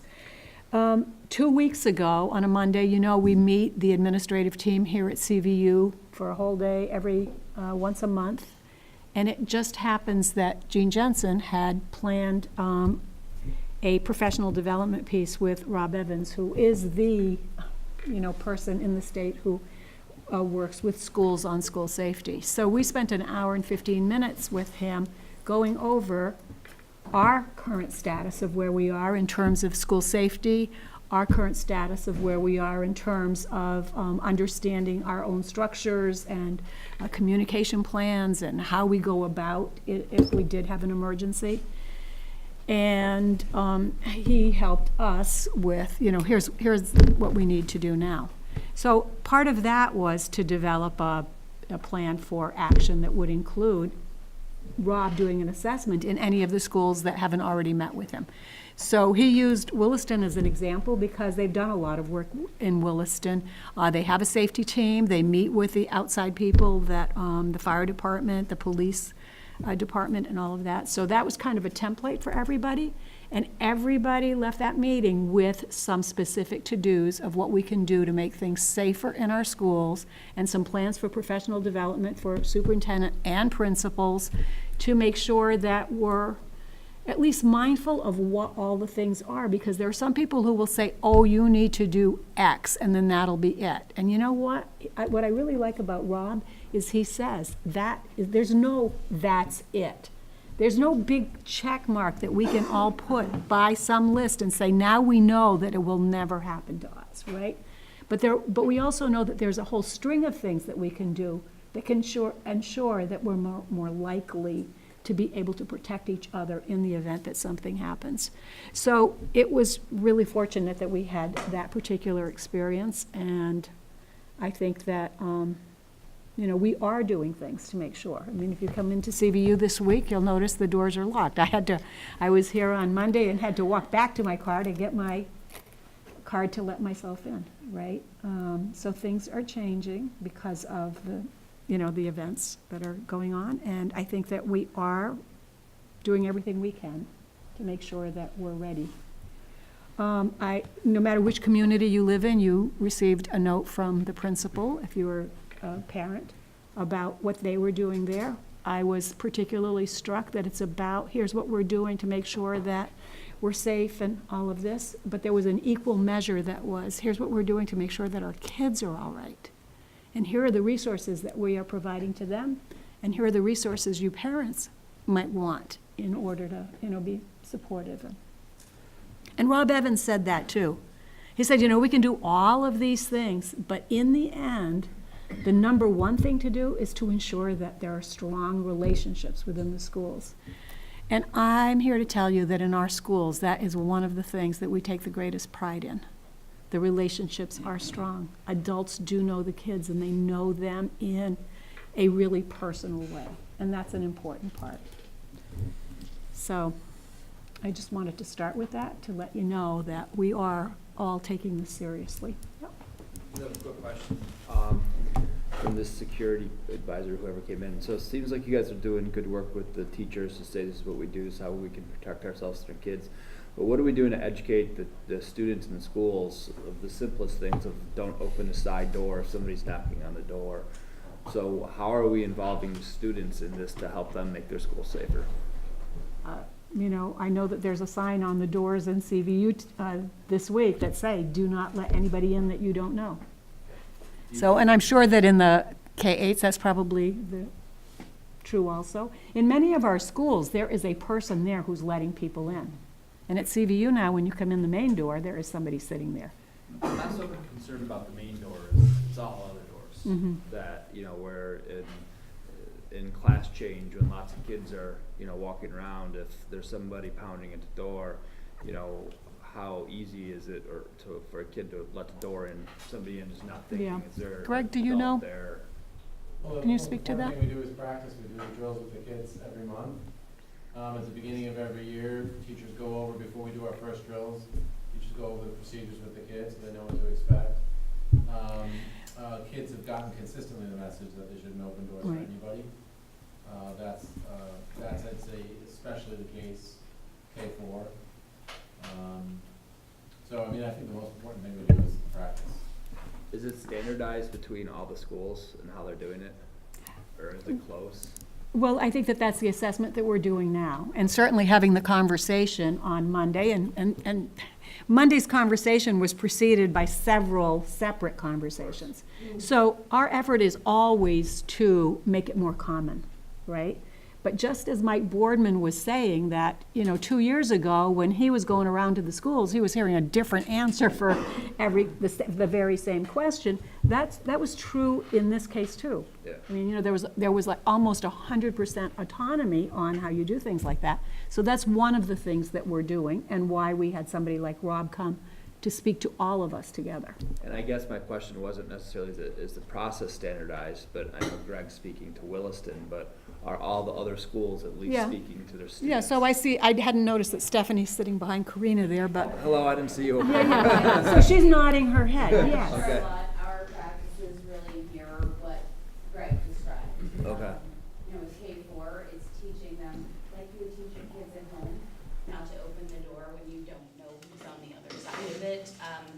You can have a little more transparent conversation with your middle schoolers, because as they get older, they have a bigger awareness of what drills are about. Okay, thank you. Video cameras at every single school? Video entry? What struck me at the shooting was that they were able to identify him so quickly because they could review security cameras. And my guess is, I don't know where they were on the buildings, but I remember Charlotte asking to get video cameras a couple years ago, and I remember thinking, why do we need video cameras? What are they gonna look at? But, so I just wondered if we do. They don't know the CPU, they do it all with the aides. To the entry. But they don't, yeah, the entry, but they don't, I At think the that that's entry. part of, so what we're doing with Rob Evans is he's gonna look at all the different schools, and then we're gonna get together as a district and start comparing where we are, where we're different, and have some discussions around things like cameras and things. Right now, CDU has them on the entrances and exits facing into the parking lot. Is there, just a quick question, and maybe for a different time too, is there a component of this that speaks to how the district works with the parents? Because are some of those conversations about even opening or keeping the doors closed, they're just talking points for parents for their kids? I just thought. I think that some of the resources that are listed in each of the letters, and the letters were different, but they had some key components that were the same. Some of those resources would, specify that kind of thing. Yep. Yeah, I think the one thing I would say is that this has teased out how we communicate with our parents. And I think the one thing that came up is like, how do you communicate in that moment to the parents? And I know that each school has a place where they will send the kids off-site once they need to evacuate. Because the worst thing we realized is we don't want all the parents coming to the school. And would we use the Alert 5 system to tell parents, meet your kids here in this situation? Yeah, And that was, Williston actually did a remote, what do you call it, remote pickup? Reunification drill. Reunification drill. Yeah. Offsite. That's on the list for things to go through and practice, but that's a little step. It's a beyond huge where most of us are. step, right? yeah, and just in a couple emails from folks in town, that was the one thing that parents don't feel like they know. Right. So it's just something that we should make sure gets reinforced. And it could be that they just didn't read their email this week, but. No, I think it's part of that long list Yep. from Rob of, okay, once we've done the threat assessment, what are the things that you need to focus on? Then what are the communication plans, and that's internal and external, Yep. all of that. So there's a list of things that we would need to start working on. Colleen? I know you're dealing with this, but I just want to ask it so you can answer it for everybody. The supports that are in place for faculty and staff in their own emotions in dealing with these issues. So I think that each of the letters address that also. Here's what the adults, if the adults are needing support. But I'm going to go back to the relationship piece, right? So when the relationships are strong, people know who it is that needs support. You know, I mentioned this to Dave when I was briefing him last Friday. One of the things that really struck me was that the series of emails that went back and forth in a Google Doc between the principals, the administrators, about how are you dealing with this, who's supporting each other, here's what we're thinking about doing, here's a copy of the letter that I'm thinking to send home. That's supportive even if you've written your own letter, right? Because you know you're not alone in dealing with this, and I think it's the same thing for teachers. Does that answer your question? Yeah. Sort of? Yeah. You know, kids deal with things in many different ways. And so just do as adults. Right. Yeah. I know Eric hit me right before this meeting saying, I didn't realize this, that there were 2 more events around our state this week where they had evacuations and things like that, and Colchester. no, there was Colchester and BFA Colchester today. this morning. Today? So, but I think In like, Bellows Falls yeah. this evening. So I think as a society, I think we have all these ways to communicate, and I think that if there's one thing the Pulteney and Fairhaven thing taught us, it's like, if you see something, Yes, do say something, right. Participate if someone's hurting, be it a teacher or a student, err on the right side and ask them how they're doing and Right. and tease Look that out. people in the eye. Yeah, Right. exactly.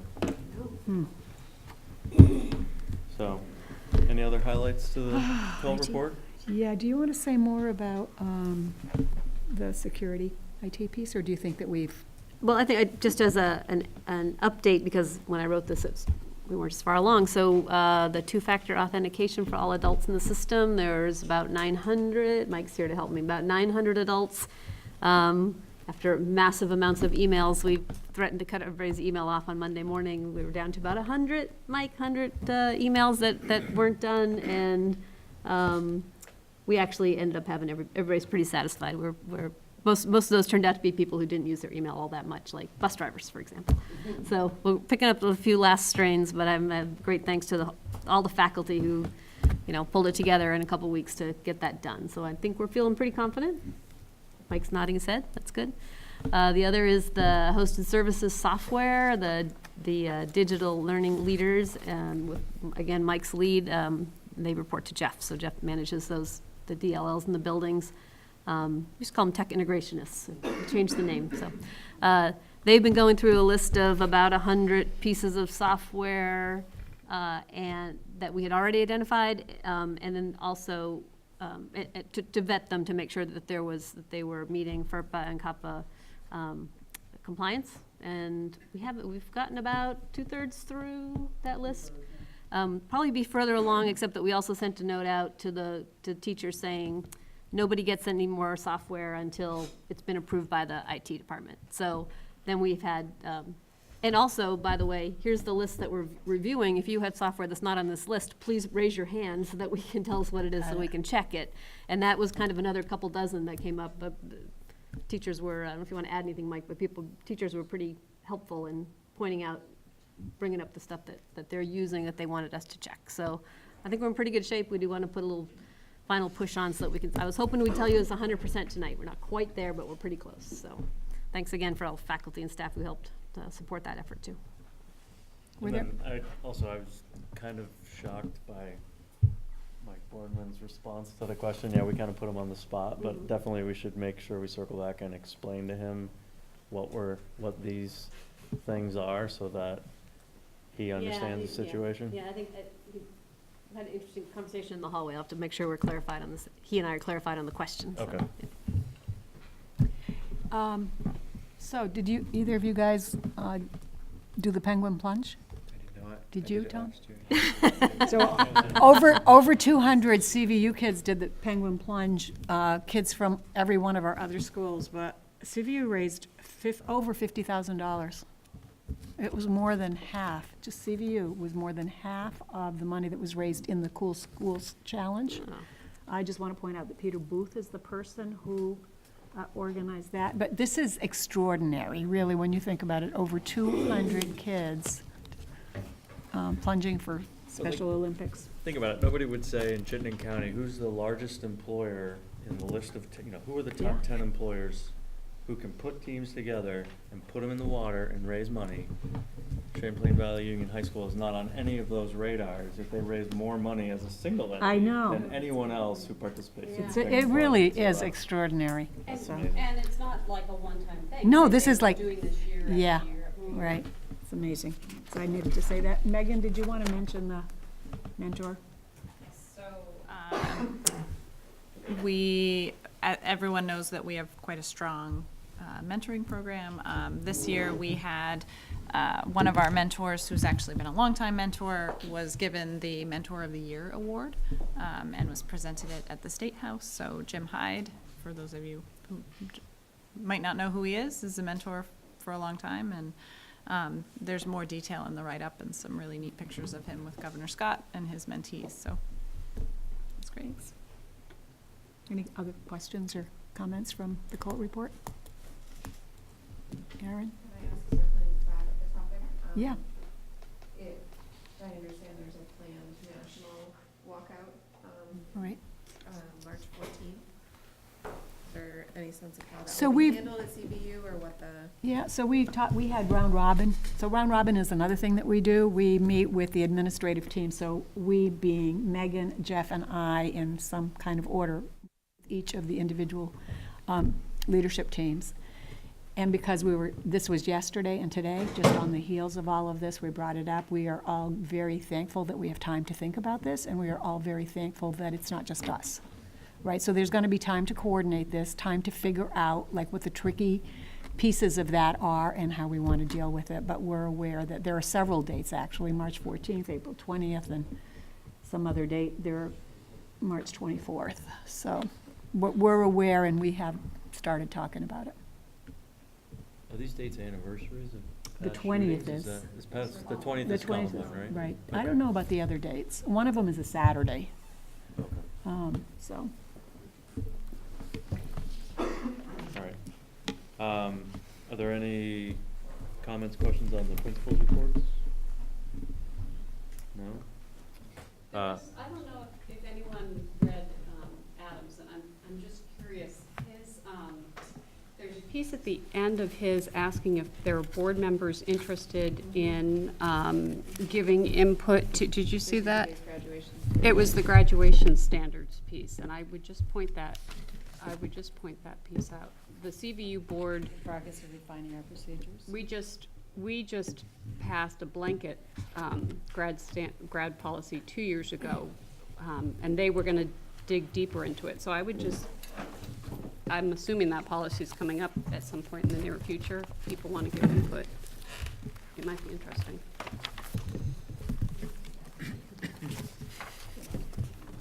All right.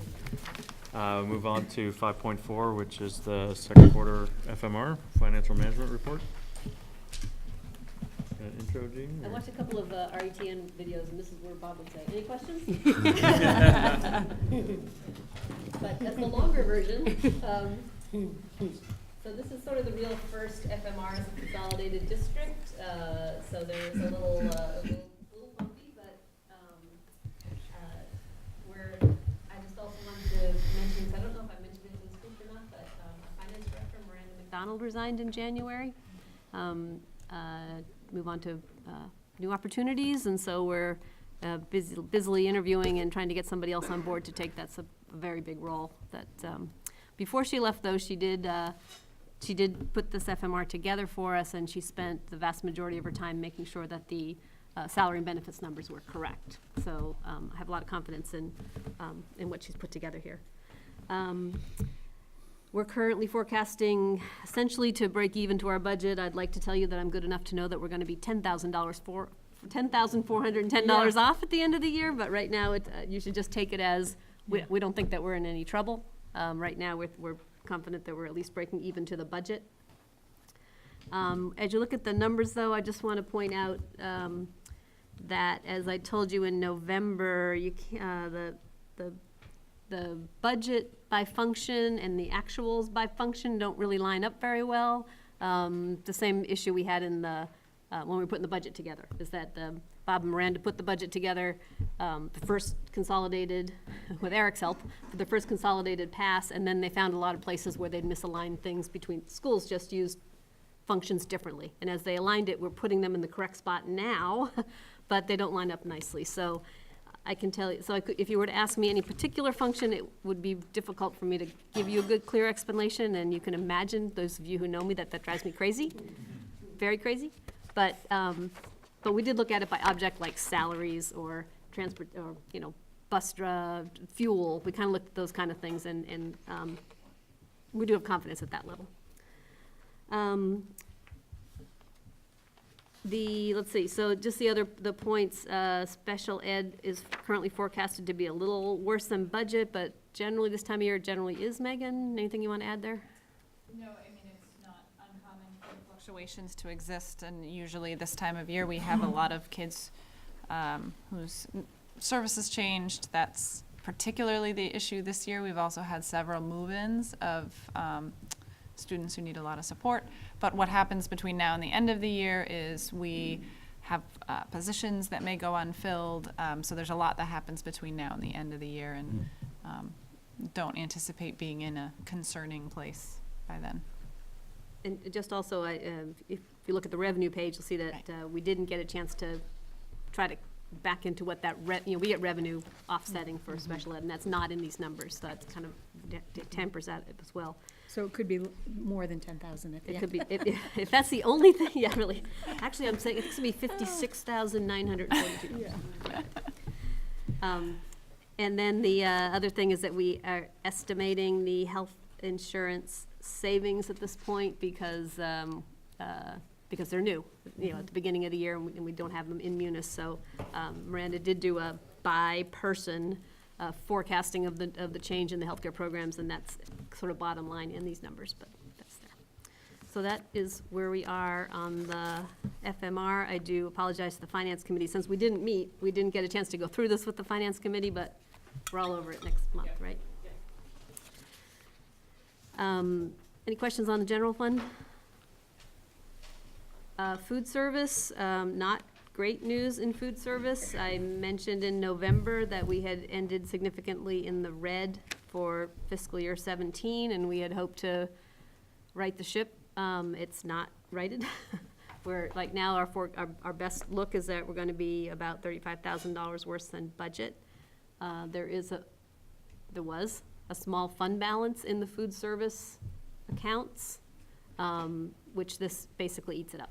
So you don't see a hurt to the general fund if I can keep it at this number, but we will have eaten into our whole fund balance.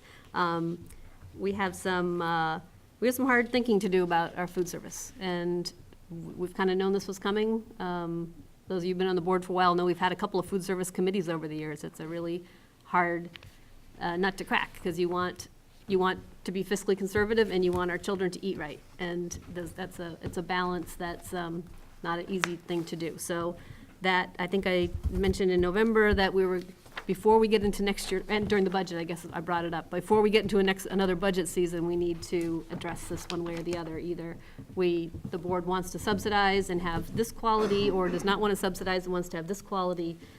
Right now, we're still working through the operational issues, but, yep, Russ. Questions on this. If I understand things historically, the problems, the losses have been more at the K-8 level and surpluses at CVU. Does that continue to be the case, or are we seeing something different? It's losses across the board. Okay. Is outsourcing this one of the considerations that you'll present to the board? If the board would like me to. I certainly would think that it would be the right thing to look at the financials of outsourcing and present that to the board. There are, of course, pros and cons beyond the money about those. You know, maybe that needs to be a discussion for another board meeting, but, you know, well enough in advance of next budget season, that at some point, all options would seem to need to be on the table. True. What are some of the tools you would utilize to just dig into food service? I know if we needed to dig into transportation, I should have said take a bite out of food service. Because you said not to cry. No, I did not. You know, if we did a transportation study, we'd hire a transportation consultant. Do you know services that exist to help us with this?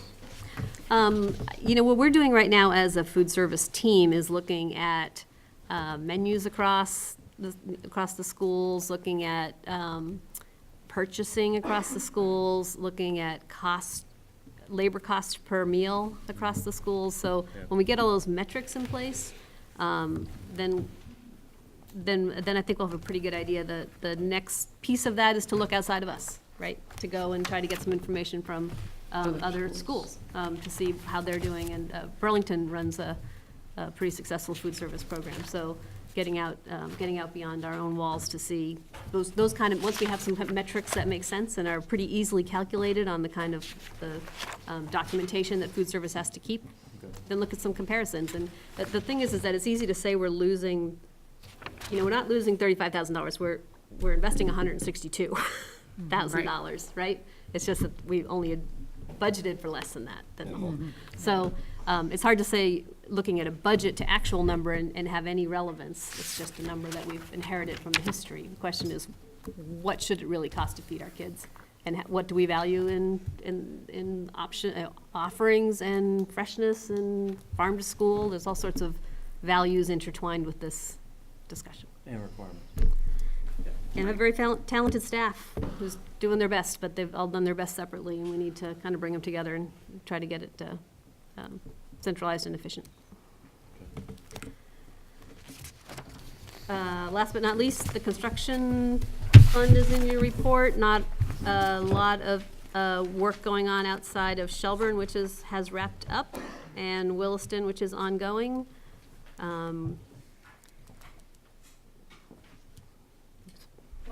My question about the Williston piece, because I know you guys have said it's been super, super tight, and you find more things to fix than there's going to be money to fix. And I guess I would be interested in knowing, as the renovation goes on and things get cut because there's not the money to do it, how does that then fit into the 5-year construction plan that we have? Because that'll then kind of change the dynamics of how we're spending that money. So far, the team has worked pretty hard with the rule that you can't cut something that's just going to become a problem in 6 months, right? You can't cut something that's just going to go on the 5-year capital plan.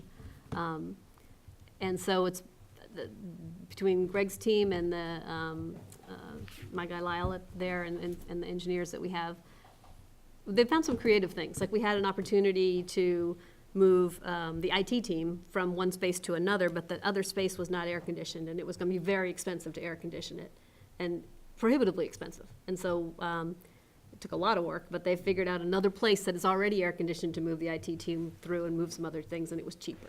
So that's the kind of stuff that the team is really still working hard to contain it. So that's sort of our first rule, is that we have to end up, you know, we can't be over budget. Right. And you can't also be over budget because you kick something out into just being a problem for the district somewhere else.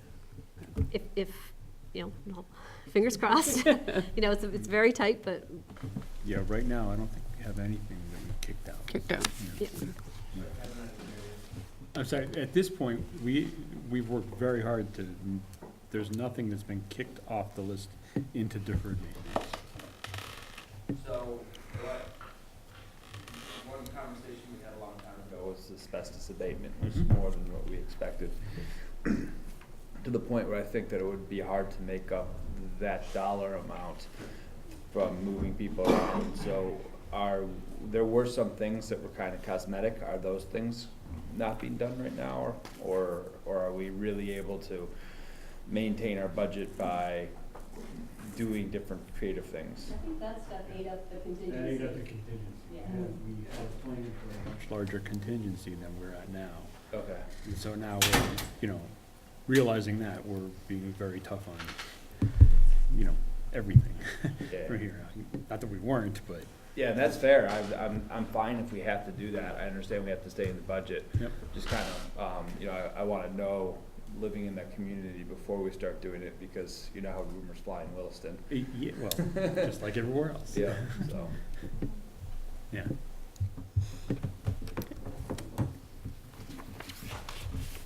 That's it. We should thank you, Kevin, for all the work that Yeah. you've done in Williston. We know it's been a tremendous burden. So enjoy. So, is someone gonna replace you on the facilities committee at Williston? Or the board could appoint. The board could continue to. I'm moving and, you might need to reappoint, so, you kind of open that can of worms a little early, but that's okay. So. Do we need to decide that, actually? No, You not won't for, even you talk know, about it until March that's the 6th. future. Oh, that's Well, No, We will- about him staying on as the. So that would be an appointment. Yeah, Tim will, yeah, you can He could appoint. be appointed as. He would be appointed after Amanda resigns. But if he wanted, if Oh, if for Kevin the- leaves the board, I was yeah. talking about just. Yeah. Yes. He could be appointed by the Tim, board to Tim do that. Williams was appointed by the board to finish the Shelburne project, so. okay. All right. Did I forget to say something about that, Amanda? I wasn't sure if I was. I wasn't going to announce it quite yet, but it just came up. We're moving April 20th, so. Okay. All right. So we'll have to make plans for an appointment at some point. All right. FMR, so we moved to discussion matters. 6.1 was budget presentation. We talked a little bit about numbers. Was this about coverage on individual towns? I forget what this was. I think at one point this was really just the discussion we already had, Okay. People had budget presentations and, PowerPoints in their hands, where there, hints or tips or questions, or that was all it was for, which we did. I will remind everyone, we're meeting Thursday here or down the hall at, Is it 1:40? I don't know. okay. Last year we For did our it annual here. meeting? Last year we did it here. Okay. And then we meet again at 4 o'clock on the 5th, somewhere else in this building. to Probably Do the same meeting again. down the hall. Okay. 4 o'clock, you said, David? 4 o'clock on the 5th, yep. And then you and I are gonna hightail it down Shelburne Falls Road to get to dinner at Shelburne. Within the speed limit. Yeah. I'm gonna travel at 35 miles an hour right until the old dog kennel, and then I'm gonna immediately accelerate to 45. So, that's the Sorry. best part, getting dinner and hanging out with Joan and Kate and Yeah. all your fellow Shelburne residents. All right. 6.2, this is a recurring discussion matter that we've had. We kicked it off a little bit last week, or last meeting. And we want to have these discussion topics to talk about things that we have done, didn't like, want to do. Colleen came to me today with an idea of how to focus on some of the work that we've been doing and concentrate on some of the steps that we need to take. I'll defer to her to hand this out and talk a little about next steps for the board. I only have 13 copies, so if you could share. Sorry, because this is just a draft concept, and when you get this, if you could write draft across it. But I'll just take 5 minutes on this, get your feedback, and then we'll consider whether it's useful or not. So one of the pieces that we've been talking about are how to use committees in different ways. And so this concept here is just looking at the committee structure. And what I've identified are the current committees that we have: communications, the finance, facilities, HR, negotiations, policy, executive committee, superintendent evaluation. That's the first column. And then if you move right on that, what's the current charge? And I didn't fill in all the blanks. What's the current membership? What are the priorities for this year? What are the priorities for next year? And some comments. If you could just turn it over on the back, the way to use this is, for example, with June being an end goal, that we have some background so that when we go to our retreat in June, we can actually chew on some of the work of the board and move towards developing a work plan for next year. So a suggestion, and this is draft, this is just me thinking, alone, and that can be dangerous. I understand that. So when the committees meet in March or April, that each committee would take a look at the table, look at your charge, and ask yourselves and have a discussion, is this the right charge? So for communications, you've got a charge. Is it the right charge? Ask, is the membership appropriate? And do you have recommendations for changes, whatever that might be? Also do some reflection, identify your successes for the year, already behind us.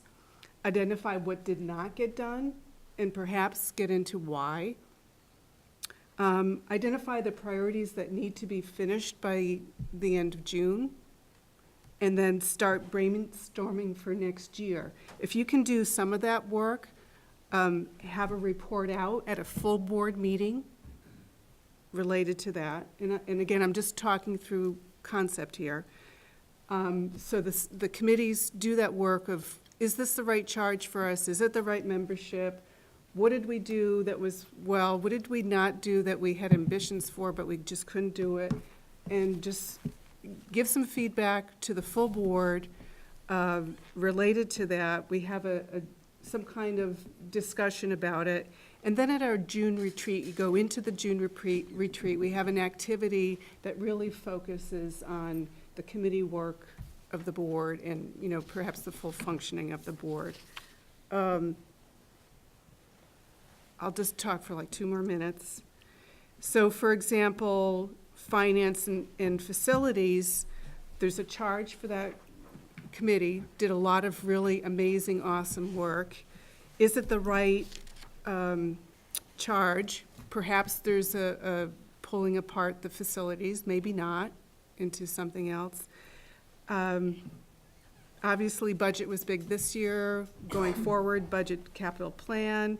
And then comments for the 3 standing committees that we have related to communications, finance, facilities, HR negotiations. Some of this is Elaine's thinking and how she wants to use people, but I would just put it out there. Consider adding a building level principal to some of these committees. Consider adding recruiting a former board member to sit on these committees so you get that continuity, the institutional knowledge. We already have engaged people. So the idea is think about your own committee now, have a discussion with your small committee, come back to the full board with a recommendation or just concept ideas. Yes, it's perfect the way it is, we don't need to change anything, or perhaps we could maybe make some changes. Concept, and I'll take comments, questions. Yeah, I like the concept. I specifically like the add a former board member or someone to the committee. That's a good way to use people to build more input. And I put principals because I've heard there's a feeling of some disconnect from principals, and so I put that in there as well. Maybe that's, I have found over the years that committee work is where a lot of the real work of the board happens, you know, and it's where you get to know people. But we don't need to go into that level of detail, but please. Just one suggestion that we can talk about when we move into more detail, but I used to use this system to let, when I was reporting to a board, know how I was doing achieving my goals. So red, I'm not hitting my target dates. Yeah. You know, yellow, I might not. Yeah. Green, yeah, I'm definitely going to hit that. So maybe we can incorporate this Yeah. into that, and it can become more of a dashboard. Yes. That we can have on a standing. Yes. Agenda, as a standing agenda item. Yeah, and I agree with you. I think that, I totally agree with you. Like our reporting out, there should be, every month, we should hit that dashboard and say, where are we? And that can be part And of let the everybody committee know, highlights. so that, for example, some people felt a little bit disengaged from whatever it might be, communications or budget or whatever. So what is it that the full board needs to chew on? The dashboard would help promote that discussion, and then, you know, find mechanisms to get that full engagement. And it's something that could be consistent amongst all committees on how we report, so that way, Yeah. as preparing for these meetings, you can look at that one report and you can Yeah. say, okay, I need to pay attention to this one or that one. Yeah, yeah. So if there's consensus that you want to continue with something like this, I would look to our chair to say, yes, Colleen, do a little bit more with the draft, get it out to people, and then let I call them team leads of each of the committees, then they would be charged with doing something with their committee over the next month.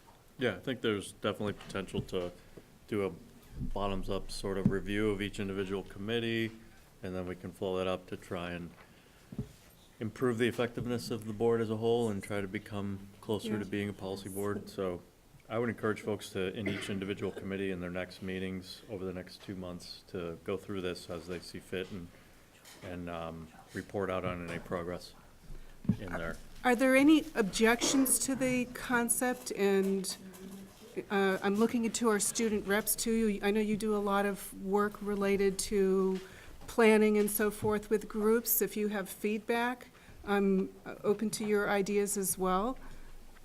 Yeah, I think that if we could consider maybe adding a student voice specifically on the policy committee, because I think that is one committee that is very, that students would have a lot of input on. Yeah, yeah. Welcome to the policy. You have a meeting in the principal's office on Thursday Thursday. morning, 30 o'clock. Guess I'm going to the policy committee meeting. Thank you, Kyle. Mark, can you get him excused from his first few classes? It's against policy. Yeah, and Tom? I want credit. I mean, I understand that the CVSD board is kind of, say, we are a policy board, but I do feel that we're somewhat detached from the actual school. I mean, compared to the CVU board, where we would have like regular kind of reports on what was going on in the student body. Yeah. I just get the sense that the CVU board isn't really as connected with the student body of the district itself. And maybe a committee to kind of focus on that and reporting to the board. Yeah, and that could come into a number of different places, but I would say that within this, it'll probably bubble up, probably in numerous committees, that there's a sense of disengagement, or, you know, how do we connect with what you're doing? Student representation on any of these committees. Yeah, how do we ensure student voice? Right, right. I'm just thinking when you're speaking, Tom, that at a CVU board meeting, a report to the board every single month was a student, and maybe that's something that the board wants to consider to put back in. And so I would put that to the communications committee, make sure that you get that in your notes, that we need to, you know, a recommendation from our student reps that we figure out how to include student voice. And so we'd have that feedback captured. So, you know, let this steep like a good cup of tea, and come back with further thoughts about this. So if you're in favor of this, we'll get it on the agenda for next month, whoever you're putting the agenda together. Right. Okay. But at Thank the you. very first, like, I'd ask everyone to visit the backside of this in their committee meetings, which are still scheduled for March 6th. At Yes. 6 PM, right before we start counting votes here at the school at 7 PM. So, So you'll get something from me, not tomorrow, but, within a week, that looks like this with a little more information in it. Thank you. okay. Where are all the charges? Because I actually remember this conversation with the finance committee, is we didn't know what our charge was. We kind of made it up. I meant to copy and paste really quickly, and I had a hard time. Okay, that would be great. They should be on our website, our structure. But We're a work in progress. It's coming. exactly, but I mean, we're figuring it out as, Continuous improvement. it's continuous improvement. We're never going to be at the, the perfect place. Yeah, it's how do we continue to improve? perfect. Yeah, it would be boring. Okay. Thank you. You're welcome. Thank you. Any other inputs on board reflection before we move on to legislative update? Okay. 6.3, I think there are, legislative update? yeah, I think there are 3 areas that are percolating. 2 in particular, one that it's not exactly sure where it's going to go, but special ed funding, the funding formula itself that we've already talked about, and then early ed funding are 3 areas that right now there is a lot of discussion. It's likely that something is going to happen with special ed funding. I'm going to let Megan speak to that because as president of the state organization, she testified this morning, I think, right, Megan? Yep. She knows a lot about that. I'm going to let Jean and Lynn maybe talk about the funding formula, if there's anything more you want to say. And maybe I'll just do early ed right now, and then we'll just put a check mark by that.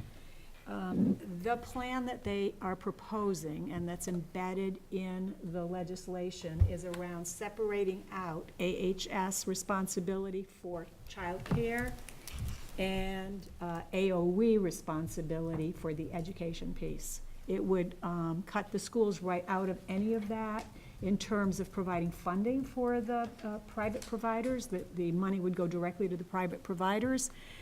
It would eliminate the ADM, or the proportional ADM that we currently get. So that's a lot, because we have, how many kids? 300 and... About 350, actually more than that, 370-ish. Close to 400 students times 0.47 ADM, so do the math, it's a lot. But it would also allow schools to, obviously, we already can provide the services ourselves, and if we provided additional services for every 0.1, and we need to make sure that we've got this right, but it's something like this, for every 0.1, for every additional hour beyond the 10 hours, we get 0.1 ADM. So at some point, for 20 hours of service, you get a full ADM. Whether that full ADM is a full ADM as in a regular 1 through 12 student, or K through 12 student, or whether it is Rated somehow. the prorated ADM, that's the part we're not sure of. That would have a dramatic impact on us. We're trying to figure that out, but there's a lot of bickering going on outside, right around that with the private providers, between AHS and the AOE, and we're just waiting around to hear. So I'm less confident that something's really going to happen with that this year, because I think there's too many moving pieces, too much at stake. Could be wrong, but I think special ed, there is going to be something that's going to come with that, and maybe Megan, you can say a little bit about that. I just actually got a message that suggests they're gonna vote tomorrow morning on a bill. And This is just- how confident I am about it. And just to add to that context, even since, so they're on the 13th version so far since the start of the session, and just since I wrote that update, that was 4 versions ago. So they're constantly changing the bill. The current form, there is still broad support for moving to a census-based model, which gives much more flexibility in terms of how we spend our special ed dollars. The bill commits to creating an advisory committee to study how that funding amount would be calculated over time first initial versions of the bill just said it's gonna be this, and then decrease, decrease, decrease. The current form of the bill has a committee of stakeholders coming together to define that step down. There is a provision in the current bill to have the opportunity for early implementers. So the bill, I believe it's 2021 is when this shift would happen. Early implementers could start a year or two ahead of time, receive the flexible funding earlier, and support to work with organizations like District Management Council, probably District Management Council, to help with some of the systems change. There's still some question on the amount that they would give for the census block. So schools deciding, districts like us who would decide whether or not to participate would need to do the math to make sure that the flexibility we gain is worth potential decreases in revenue. They're still having a lot of debate around extraordinary cost reimbursement because the threshold would be much higher than it is now. And they are, there's something that I don't need to go into detail about called maintenance of effort, which is a federal requirement in special education that you not decrease your special ed spending from prior years because the fear is that you're not providing services to kids. If you fail your maintenance of effort, you lose other federal funds. You lose your IDA-B grant. The bill, it's still unanswered as to whether or not the bill's decrease in contribution would cause schools to fail maintenance of effort and then put federal dollars at risk. So that's a synopsis of all of the things that they are wrestling with, but they want to push something through. I think one of the things I'd want this board to know that I've said to them every time I talk to the Ed Committee is that we also need to pay attention to the narrative that we're setting around special education. There is a narrative that that special education, because of the, and this is true, that we spend about two times more per IEP student than the rest of the country. But that narrative is that we're spending too much and we're over-identifying and over-serving, and I wouldn't necessarily agree with that interpretation. And the complexity of special ed spending is related to lots of other things that are not just about special ed. So that narrative is dangerous. I think that narrative is dangerous, that special ed, it just plain costs too much. And that doesn't mean that we aren't fully engaged in the work of doing better for kids, which can gain in efficiency. So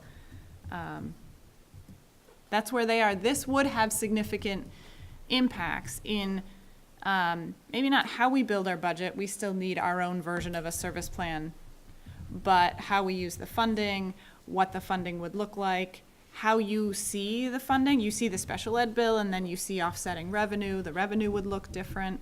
So if this happens, or some version of this, then you'll probably hear a lot more from Jean and I about how this impacts the numbers and how you look at them. Maybe you said this, I'm sorry, I kind of zoned out. But one thing that's just kind of Interesting to me, without the numbers, is that we want this for our kids because of MTSS being successful. Is that if you're successful with MTSS, your kids never get to special ed, and therefore you're not getting the reimbursement, but you're also not getting paid for the preventative work. So I remember, Megan, 5 years ago, you started showing us special ed with with just a percent over all the students, as opposed to, it was a very radical change in my way of thinking. There aren't special ed kids and non-special ed kids. There's a spectrum of kids and how we treat them. And this is a huge step towards what you've been preaching for 5 years. Absolutely. So it's absolute. I think you and the education people that I respect all think this is absolutely the right way to go. Yes, and I'm focusing on the question marks around the bill. I fully support the movement to a census-based model. It takes away the incentive of identifying kids and lets you focus on using money on best practices. Supporting kids. Yes, and supporting kids. So I'm probably not clear enough about that because I'm sort of in the weeds on all the different versions they have. This would be a good thing. We just need to make sure that some of the details don't trip us up. Exactly. Yeah. All right, and funding formula. I think it was kind of covered for those people who were at the legislative breakfast. It's essentially an attempt by the legislature to shift the funding from a pure property tax to probably a more, what you'd consider a more progressive income tax base. It also, because they're lowering the property tax substantially by adding the income tax, more people will be affected by the property tax, and therefore the thinking is that when they go to vote, their wallets will be more at stake. A larger percentage of the population's wallets will be at stake. So perhaps they'd look at it more closely, I guess. I can't really guess what the legislature's thinking. That's just what I've read. So, one way you could look at it and say is that this is a funding formula. We're in the child investment world, not how the money comes to us. From our standpoint, from a purely mercenary standpoint, it's also incented. It's also designed to make changes in our budgets more impactful on the tax rate. So, and I've been struggling actually for the last couple of days. They haven't. This bill's moving so fast that no one's been able to give the business office managers an example of the math.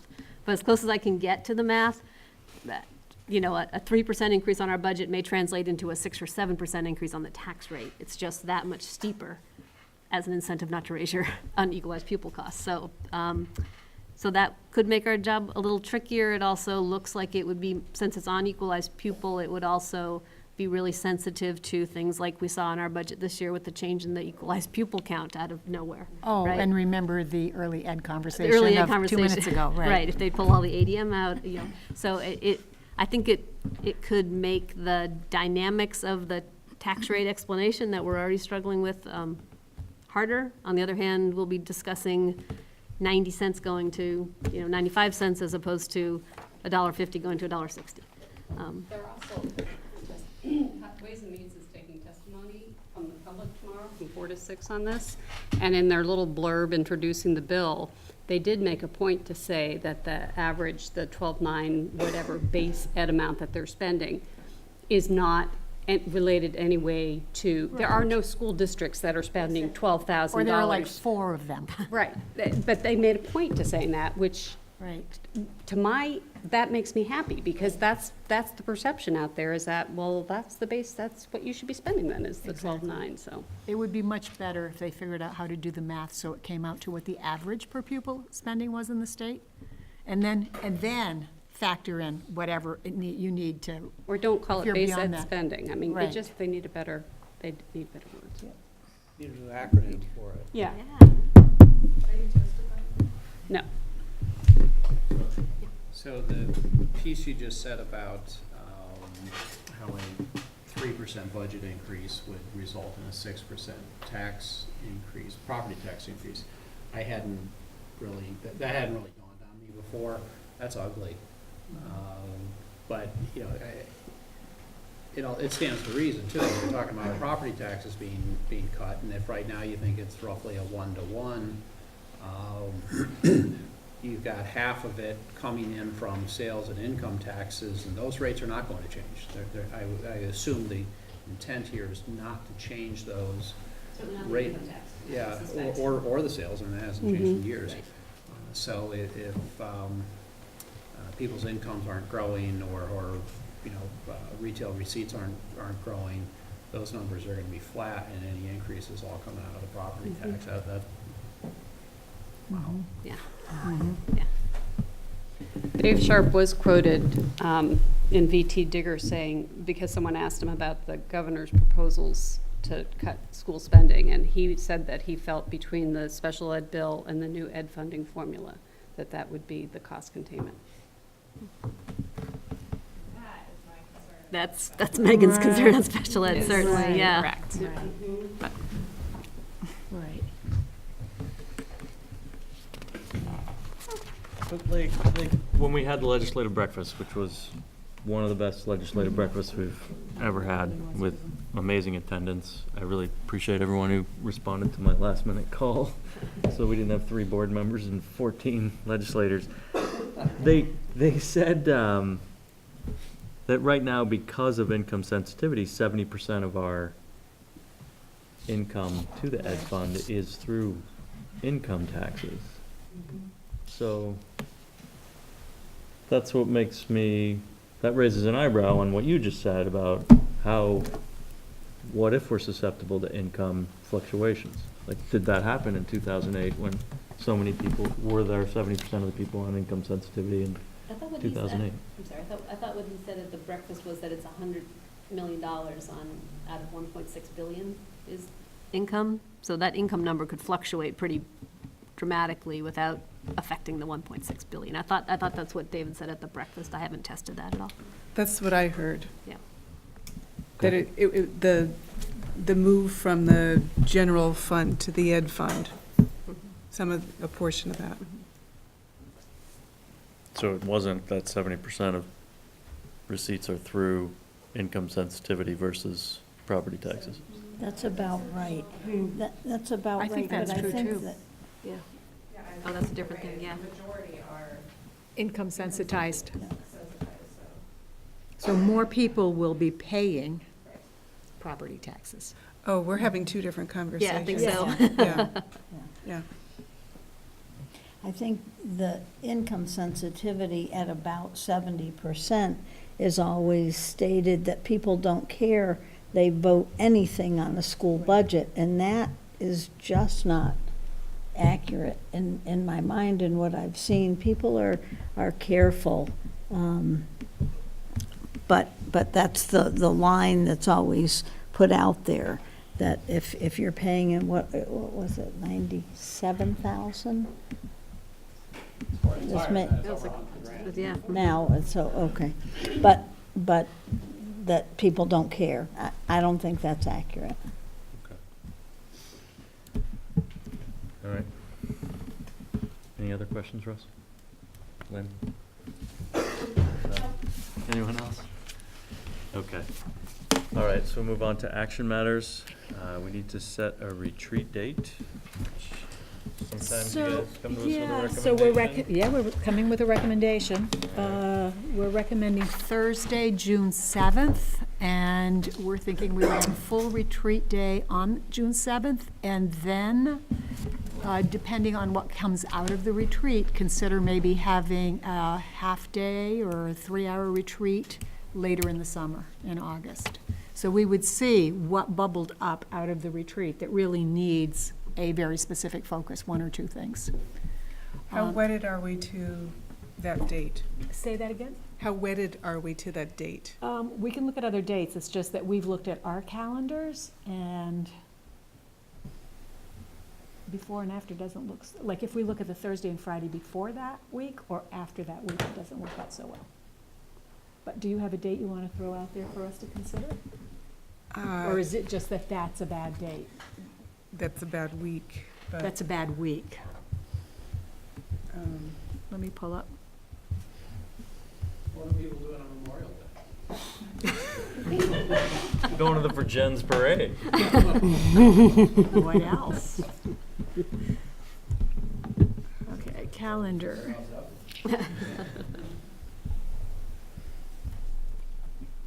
Slow. Sorry about that, guys. I don't know why it's so slow. Okay, so that's the, I have no objections to the 7th. Yeah. yeah, What was I the mean, if I'm first? the only one, just go ahead and do it.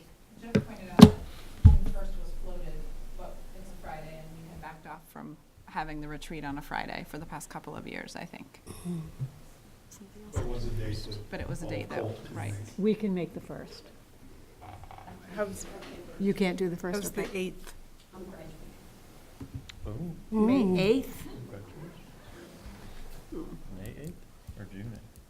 I mean, June. June 8th. What am I doing here? That next Friday. I can do that. I can move something to do that. Friday, is Friday a better day for you guys? That's where we started, actually, and then. Well, So that's actually why we. That is stopped having Fridays. exactly the conversation There's we more had. incentive. Yeah. I thought Colleen said the week was bad, though. Well, I can do Friday.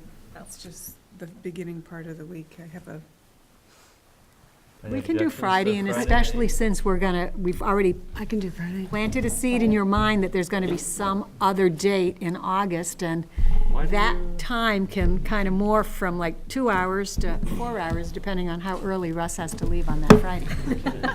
You're gonna miss that. Like, I'll what's call you the and keep you genesis posted. of the Text me. second Just review? start writing We briefs. just had some conversations around committee structure, committee work. We want to really do a good review of budgeting. Yeah, I've heard a lot of people say we need a 2-day retreat, and we just kind of thought that that would be Ins- impossible in the All right, same who week. said we needed a 2-day retreat? I- You, back of the bus.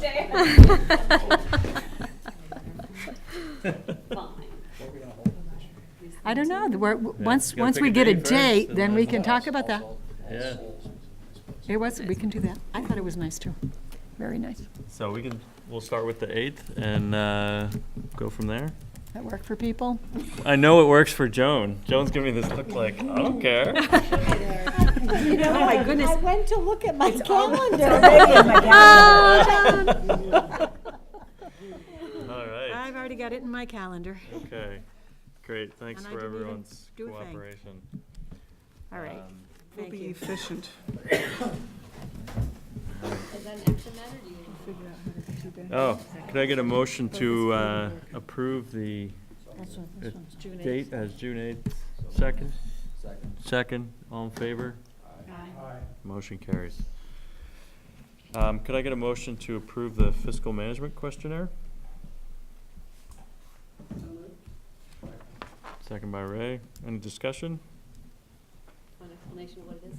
I was going to say, tell us about it. So It's you've very seen this good. before, this is a state-mandated, sort of 2-page checklist of, it's really to make sure the superintendent or her designee, the COO, actually, if once a year, actually does go through review of our fiscal policies and says, yes, I know how these work, and that, yes, I do, or I don't know if they work.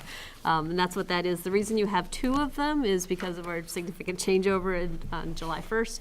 So the first 2 pages is the first half of the year. It's literally a copy of Bob Mason's prior year's report, because this really didn't make any changes to how we operated before he left. And then the second one is the first one for CVSD, where we have made some changes and also added some things that didn't happen at CSSU, like student activity accounts or gate receipts. Those kind of things didn't happen at CSSU, and now they do. So we had to go through and look at that a little bit. Also,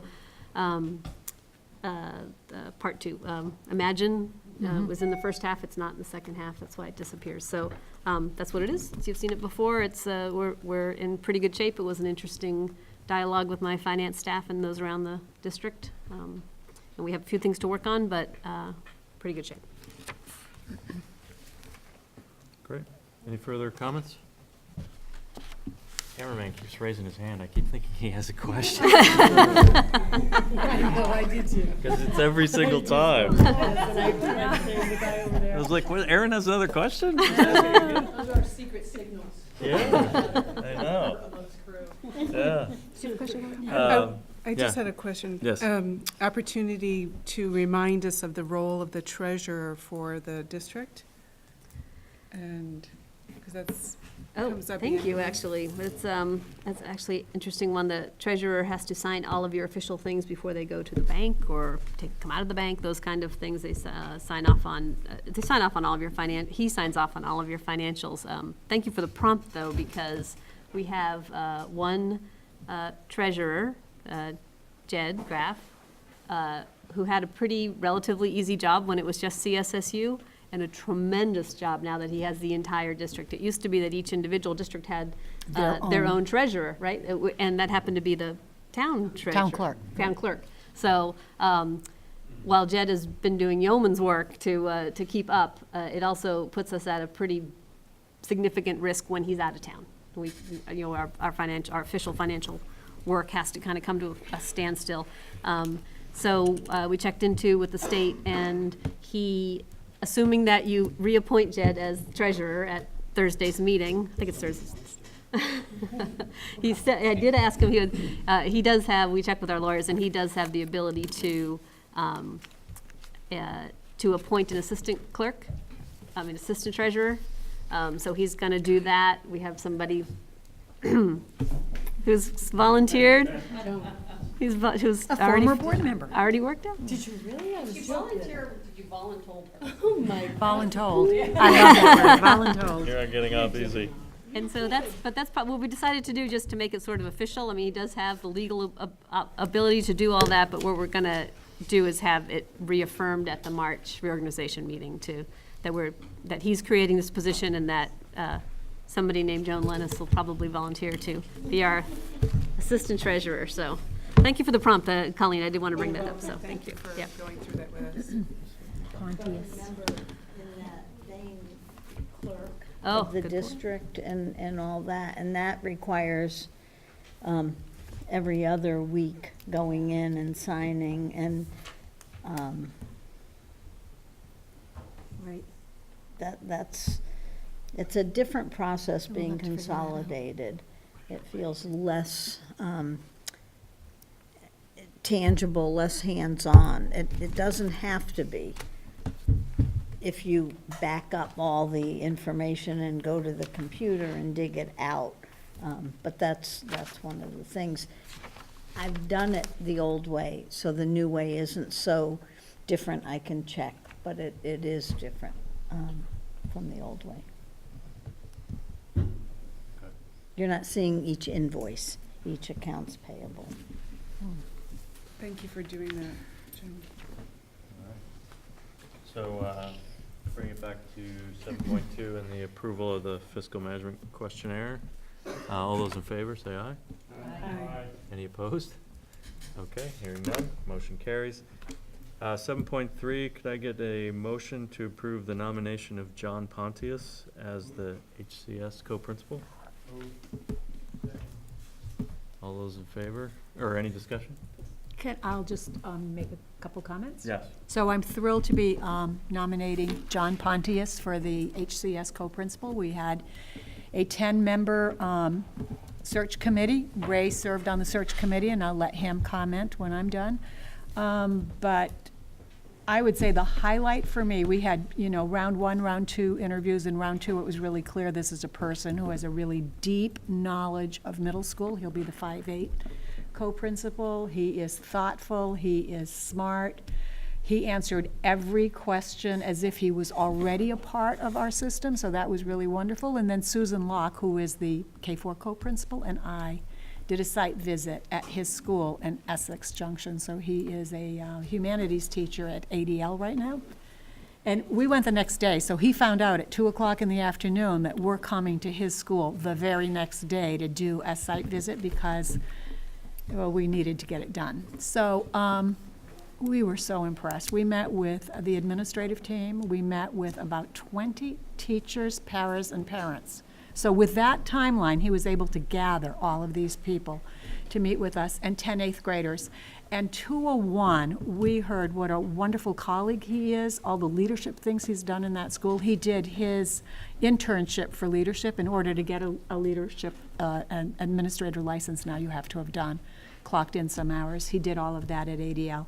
But the highlight had to be meeting with those 10 8th graders who couldn't say enough positive things about what a great teacher he was and how he knew everybody in the school and how he would stand out and talk to people. And I just have to quote, because I sent this to the team afterwards, but so one kid said, it's like second nature to him. He gets to know you and how you learn best, and then he helps you learn more. When asked if they thought he'd make a good principal, they responded with an emphatic yes, almost in unison. They spoke about their respect for him, his connections with all students, and his calm, relaxed demeanor, though they noted he can also be strict when he needs to be. We all respect him. One kid said, it's almost like he's superhuman, the way he gets to know you and figures out what it is you need to learn, and then helps you learn that way.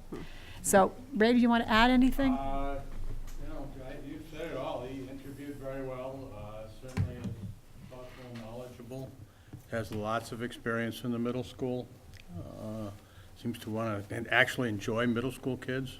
Yeah, no, and they like him. That's rare. Yeah. I said to these 10 kids, because it was pretty extraordinary the way they were talking about him. I said, so there are 10 of you here.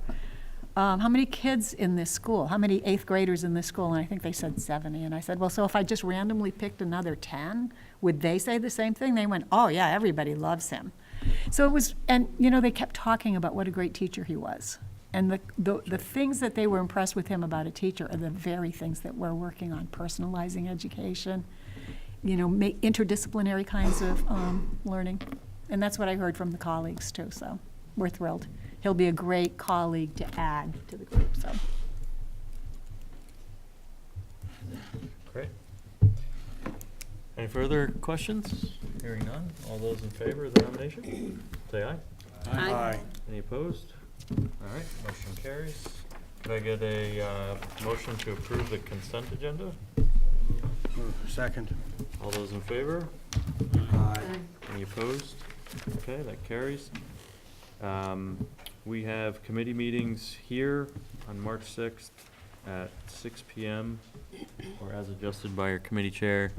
We will not be meeting on March 6th for Elaine's evaluation as we had floated. We're going to pick another date for that.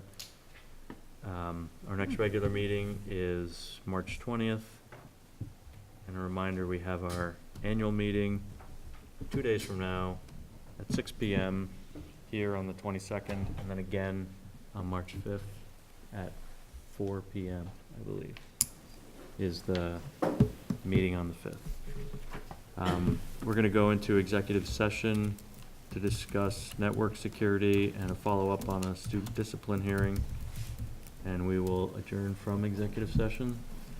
So could I get a motion to go into executive session? All right, so we'll move into another room and go into executive session. Everyone else, thank you for attending.